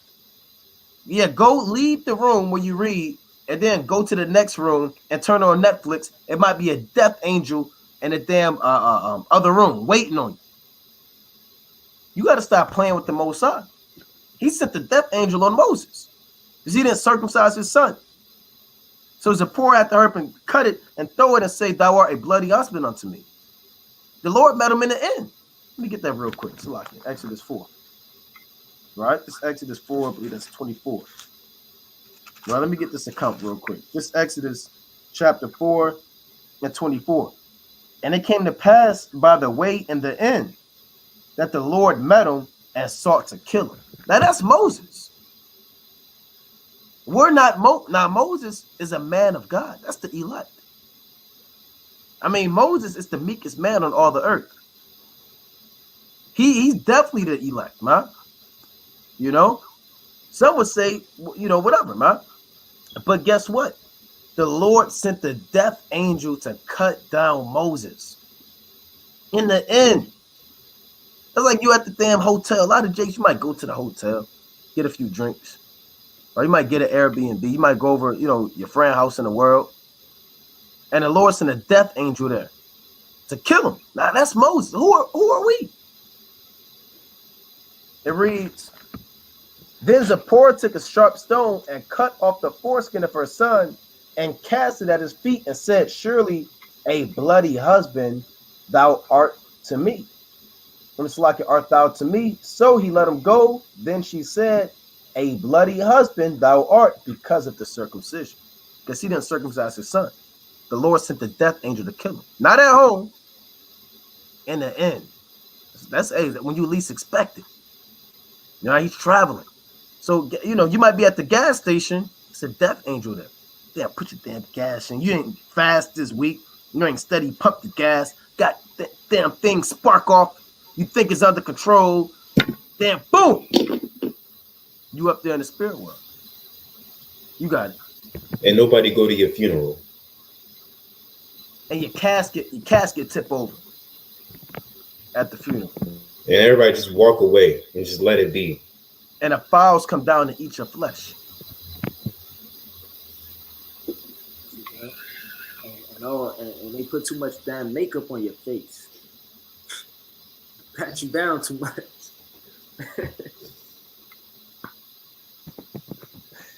Yeah, hey, that could happen, man. That could happen, man. You know, it's serious, but you know that could happen. Hey, that happened to Alchemist, if I'm not mistaken. Remember, right? He had that. He went into a city. He had that miserable death, and nobody remembered him. Oh yeah, Alchemist and Nicanor. I mean, not Nicanor. Was it Meticulous? Antiochus. That's Second Maccabees 9, I believe. Yep. Right? He died in the mountains, man, on his way to commit evil. So you can go on your way to commit evil if you want to. The Lord smote him with a plague, and I believe he fell out his chariot, man. Yep. So the Lord isn't playing. When men are on their way to destruction, the Lord kill them on their way, man. As they're on their way to commit evil, the Lord cut them down. Yep. And I got a precept on that real fast. This first Ezra chapter 1, right? And verse number 28. It says, howbeit Joseph did not turn back his chariot from him, but undertook to flight with him, not regarding the words of the prophet Jeremiah, spoken by the mouth of the Lord, but joined battle with him in the plain of Mitigo, and the princes came against King Josiah. Then said the king unto his servants, carry me away out of the battle, for I am very weak. Immediately his servants took him away out of the battle. Then got he up upon his second chariot, and being brought back to Jerusalem, died, and was buried in his father's sepulchre. If you don't listen to the prophets, man, and you go out presumptuously to do what you want, hey, the Lord is going to kill you, man. There's nothing to think about. The Lord warned you all throughout the Bible and gave you sound direction and counsel which way to go.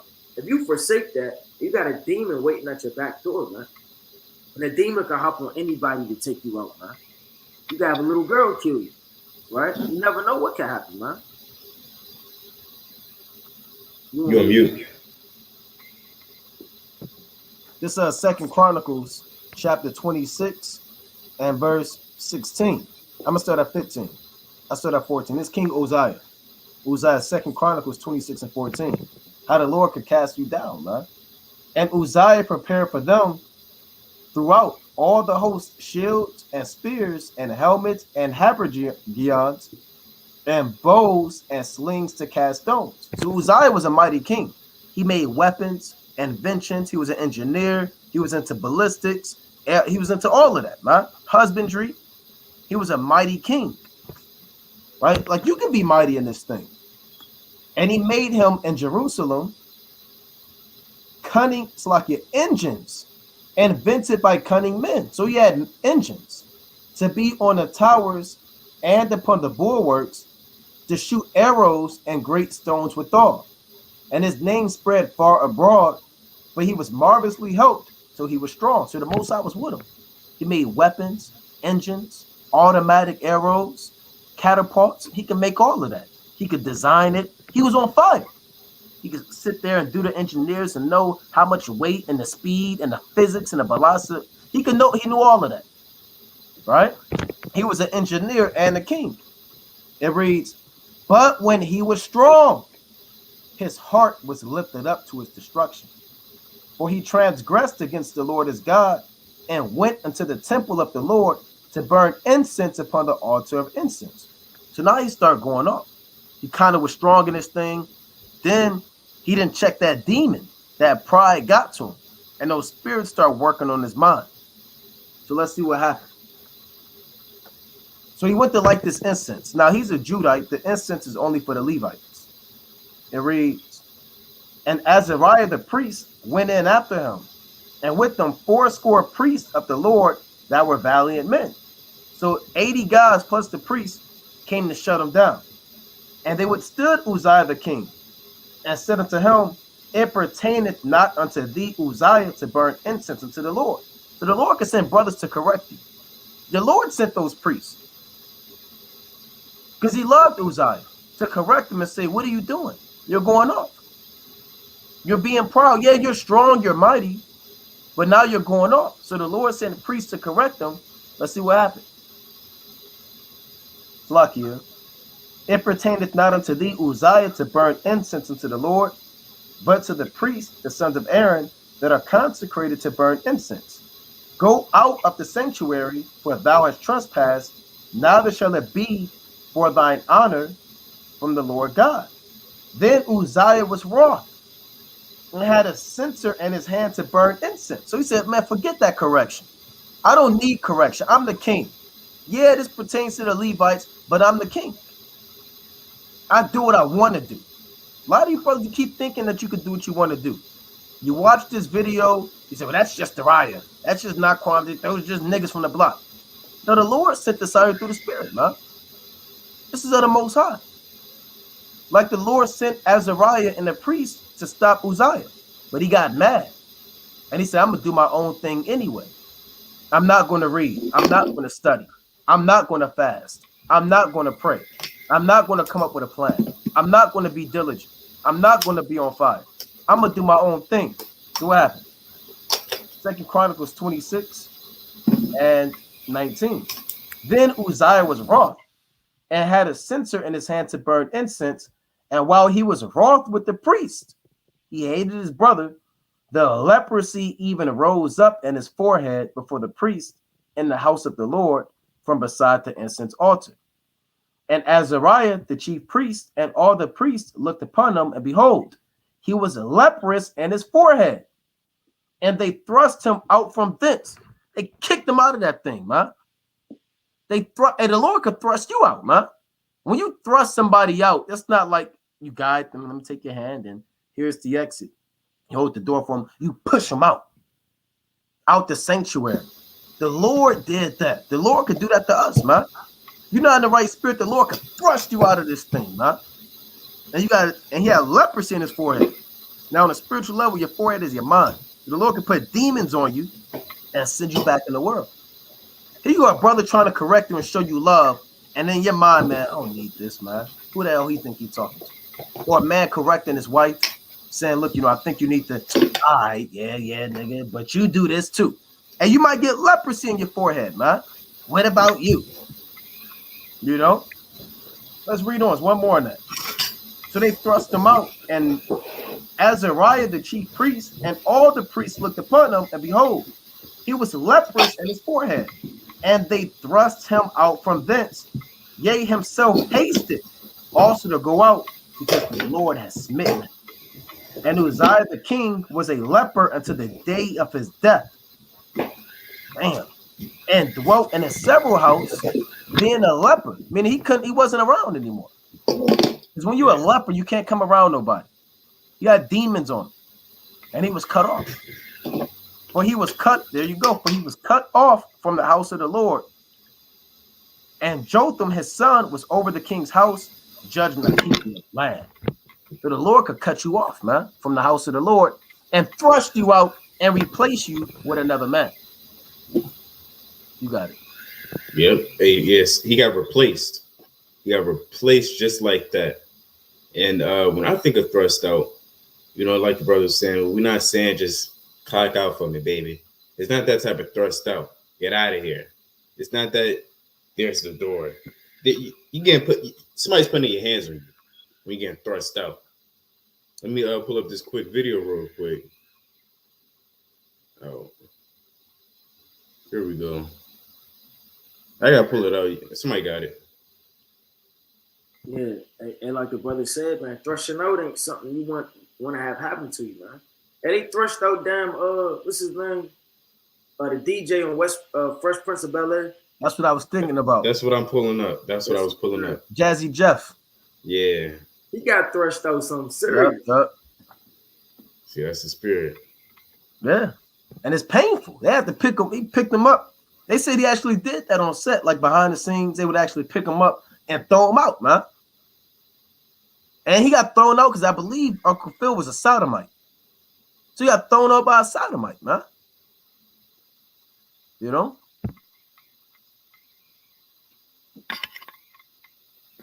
No, hold on. See that? That's him getting tossed out. Oh, you got Father in there. Like Peter Griffin.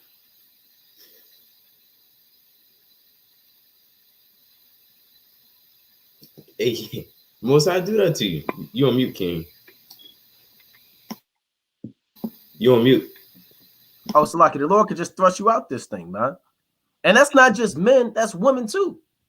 And they killed Athelia in a right outside the house. They thrust her out the house. She was rebellious, and they killed her, man. So you can get thrown out the house of the Lord, a man or a woman. Yeah. They killed Jezebel. All hell broke loose. Blood dogs ate up her blood. Hey, that's a violent, gruesome way to go out, man. Yeah. Fall out a damn window. Hey, man, the Lord will do that to you, man. And these accounts aren't just something old, man. And what's happening on the earth right now. Just because you don't know about them don't mean it's not happening. It's somebody right now. I believe somebody at the school, I don't know who it was. They showed me the video. Man, he was at like a factory working. Then he got sucked into one of the damn machines. And next thing you know, he was minding his business. He was listening to an old damn Western, right? And his damn finger got caught into one of the little things and it sucked him up like a vacuum cleaner, man.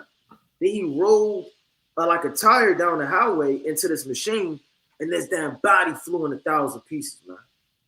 And I bet you the last thing he thought when he would have went to work is that his body would have got sucked into a damn machine, man. And so you never know how the Lord could do that to you, man. You can get caught up in a windstorm, right? Like Twister, start getting circled in a tornado, and the Lord will kill you. It's like we always say, it's 1,000 ways to die, like the TV show said, man. 1,000 ways to die. It said, I remember one of the episodes, 1,000 Ways to Die. Somebody was in the trash can. Then the trash people came. They picked them in the trash can, fumbling around like a rat. Then the trash can people came, picked up the trash can, dumped them in the trash thing, and then the machine started to press down, and it smushed. So you gonna never know how you gonna go out this thing, man. So you gonna be on fire, man, because the Lord will do that to you. And that's a strange punishment to the workers of iniquity, like the saying Job. Because there was an episode where a dude was sitting on the tire, pumping it up, and he got jammed up, kind of exploded in his rump. It was bad. They said the pressure was like that of a bomb almost. He just got blown to pieces. There was another episode where they was excited to death. The old man. You see that? Oh, break loose, man. Hey, I got this quick clip. Now that this adds what the brothers are saying. Now this guy just got off of work, man. Now I don't know what the hell he had going on, but the Most High got up with him. I don't know what he was thinking about, but check this out. He just getting off of work. He dapped up everybody. He's going home. All right, so let me see if I can do it. Got struck by lightning. See that? The Lord don't miss, man. That's not an accident. It's not a strange weather thing, man. The Lord struck this man by lightning. Let me play it again.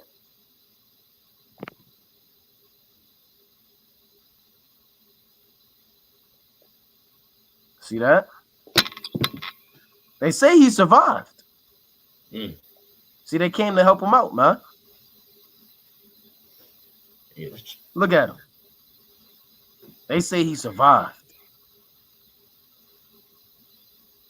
But his body all jammed up. So, hey, if you get, the Most High strike you by lightning, man, and you're not on fire after that, if you don't have a reality check, I don't know what to tell you. You're completely reprobate. Yeah. Damn, struck by lightning, man. Madness. Sometimes when judgment happened to Jake and they make it through, they leave with one or two types of thoughts. Let me get my life right. Or, hey, YOLO, anything can happen to me. Let me continue living my life, crazy. Let me just continue living like it's a damn video game, like it's GTA, because anything can happen. When you get judged, you gotta, take that judgment and understand, okay, I have to do better. I have to read more. I have to study more. When you could have almost gotten to that accident, you really have to meditate and ask yourself, whoa, what am I not doing right? Let me get my life together. You can't think of a worldly man. It's like you think as a worldly man. You got it. I got one more. Now, this guy, he got struck by lightning twice in 20 seconds.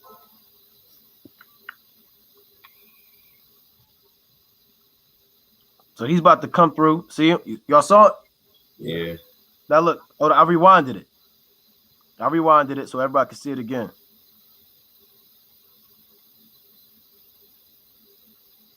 Now he gonna get up and think about his life. See, thinking about it.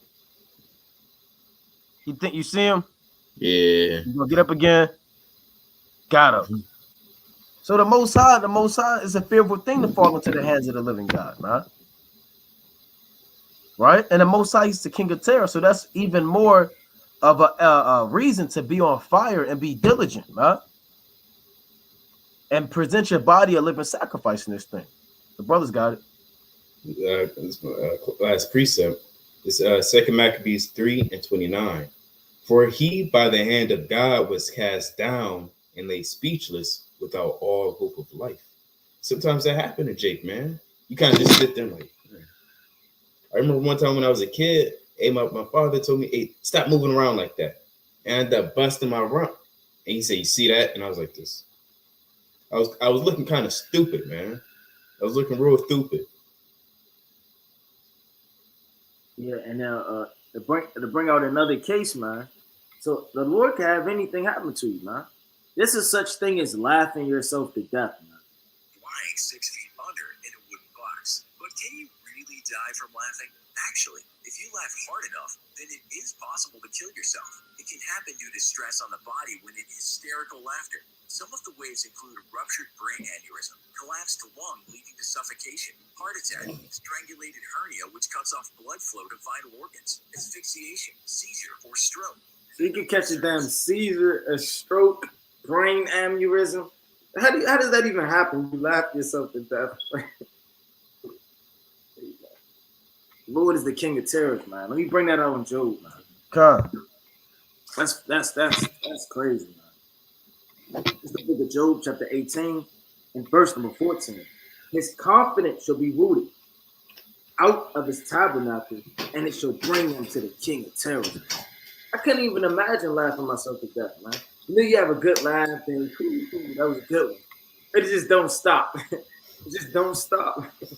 And you want to stop, but it doesn't stop because the Lord wants you to die like that. So, hey, man, it's a fearful thing, man, to fall into the hands of the living God.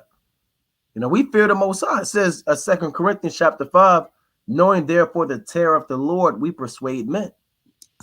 So if you know the terror of the Lord, you're going to go do the work of the Most High.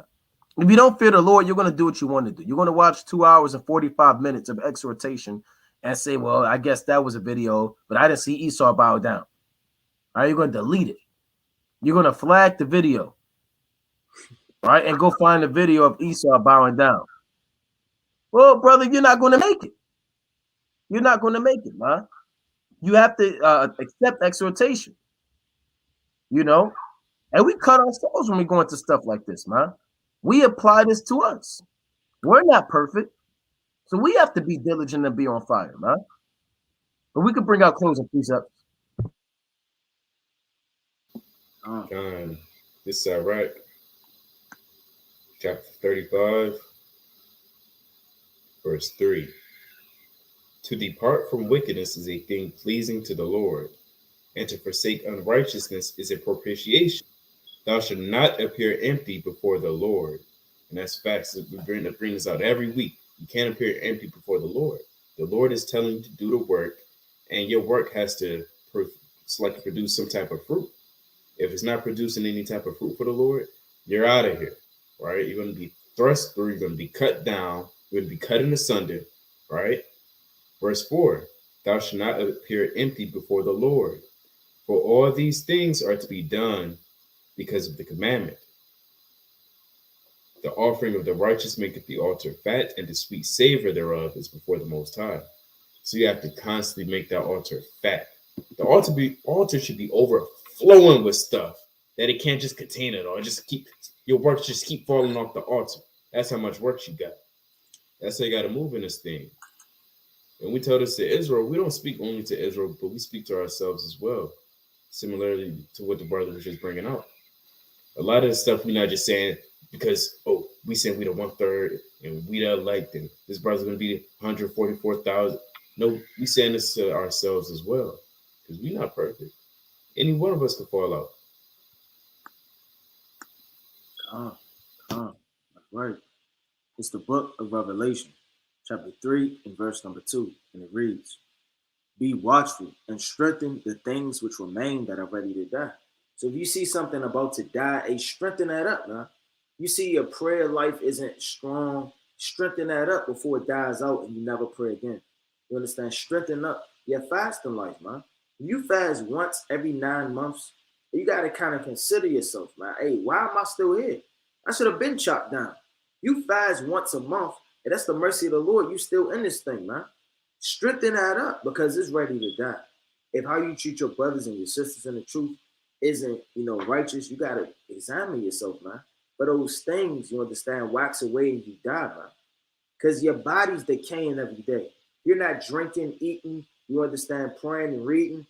Your body's going to wax away to a dead state. You're going to crawl back into the grave. It says, for I have not found our works perfect before God. So nobody's works are perfect before the Most High. You understand? Remember, therefore, how thou hast received and heard, and hold fast. So every breakdown and every verse you ever read, you got to hold it fast. Shouldn't ever be a time when you forgot a precept, man. And if you do forget a precept, go back over it and never forget it again. That's literally a statute in the book of Psalms. I will never forget thy precepts, for with them thou hast quickened me, man. Right? The book of Psalms 119 and verse 93. You cannot forget these precepts. That's a law. Why? Because they have quickened you. They have literally raised you from the dead. How can you forget somebody that saved your life? Somebody jumped in front of a bullet, then you see him walking down the street, and you ask him, what time it is, like you've never seen him before. Hey, these precepts, they woke you up. They've saved you from a life of wickedness and distress, man. How can you forget that? The Lord said what? Hold fast and repent. If therefore thou shalt not watch, I will come unto thee as a thief, and thou shalt not know what I will come upon thee, man. So the Lord can visit you tonight by that death angel, and you never wake up in the morning. And your last thought in your mind was, I'll read tomorrow. And it's not going to be a tomorrow, man. Because, like Samuel said, tomorrow thou shalt be with me, right? And you know what that means, man. You may not have a tomorrow. So you got to take every breath that you have in this life to magnify the name of the Lord. I'm going to get the classic. This is Revelation, the 22nd chapter, in verse 12. It reads, and behold, I come quickly, and my reward is with me to give every man according as his work shall be. So every man is going to give an account of their works when it comes to doing the work of the Most High, when it comes to loving your brother, charity, alms, praying, fasting, counseling, exhortation. You understand? More importantly, keeping the law, statutes, and commandments. Every man and every woman, you're going to have to give an account of your works. And if your works aren't on fire and your works aren't diligent, then the Most High is not going to deal with you in the kingdom of heaven. You're not going to make it. Not everybody's going to make it. Right? The Lord said the first shall be last and the last shall be first. For many are called, but few are chosen. Only few are going to be chosen in these days, man. Not everybody's going to make it. And the Lord is trimming the fat now. Sifting season leading up to Passover. Brothers and sisters are falling out. And only the elect are going to survive this thing. And we have to be diligent to make our calling and election sure. But with that, we're going to close up, giving, of course, all honor and glory to Yahweh. I will open up the platform, the floor for questions. Feel free to call in at the number we always give out, 213-603-9096. And that PIN number is 94809-305. So that number to call in is 213-603-9096. And the PIN number is 94809-305. You should see it in the live chat as well as on the screen. But with that, Brother Naquan.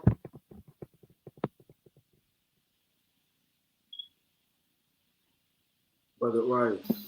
Brother Yardan. Kwam Yashala. Shalom.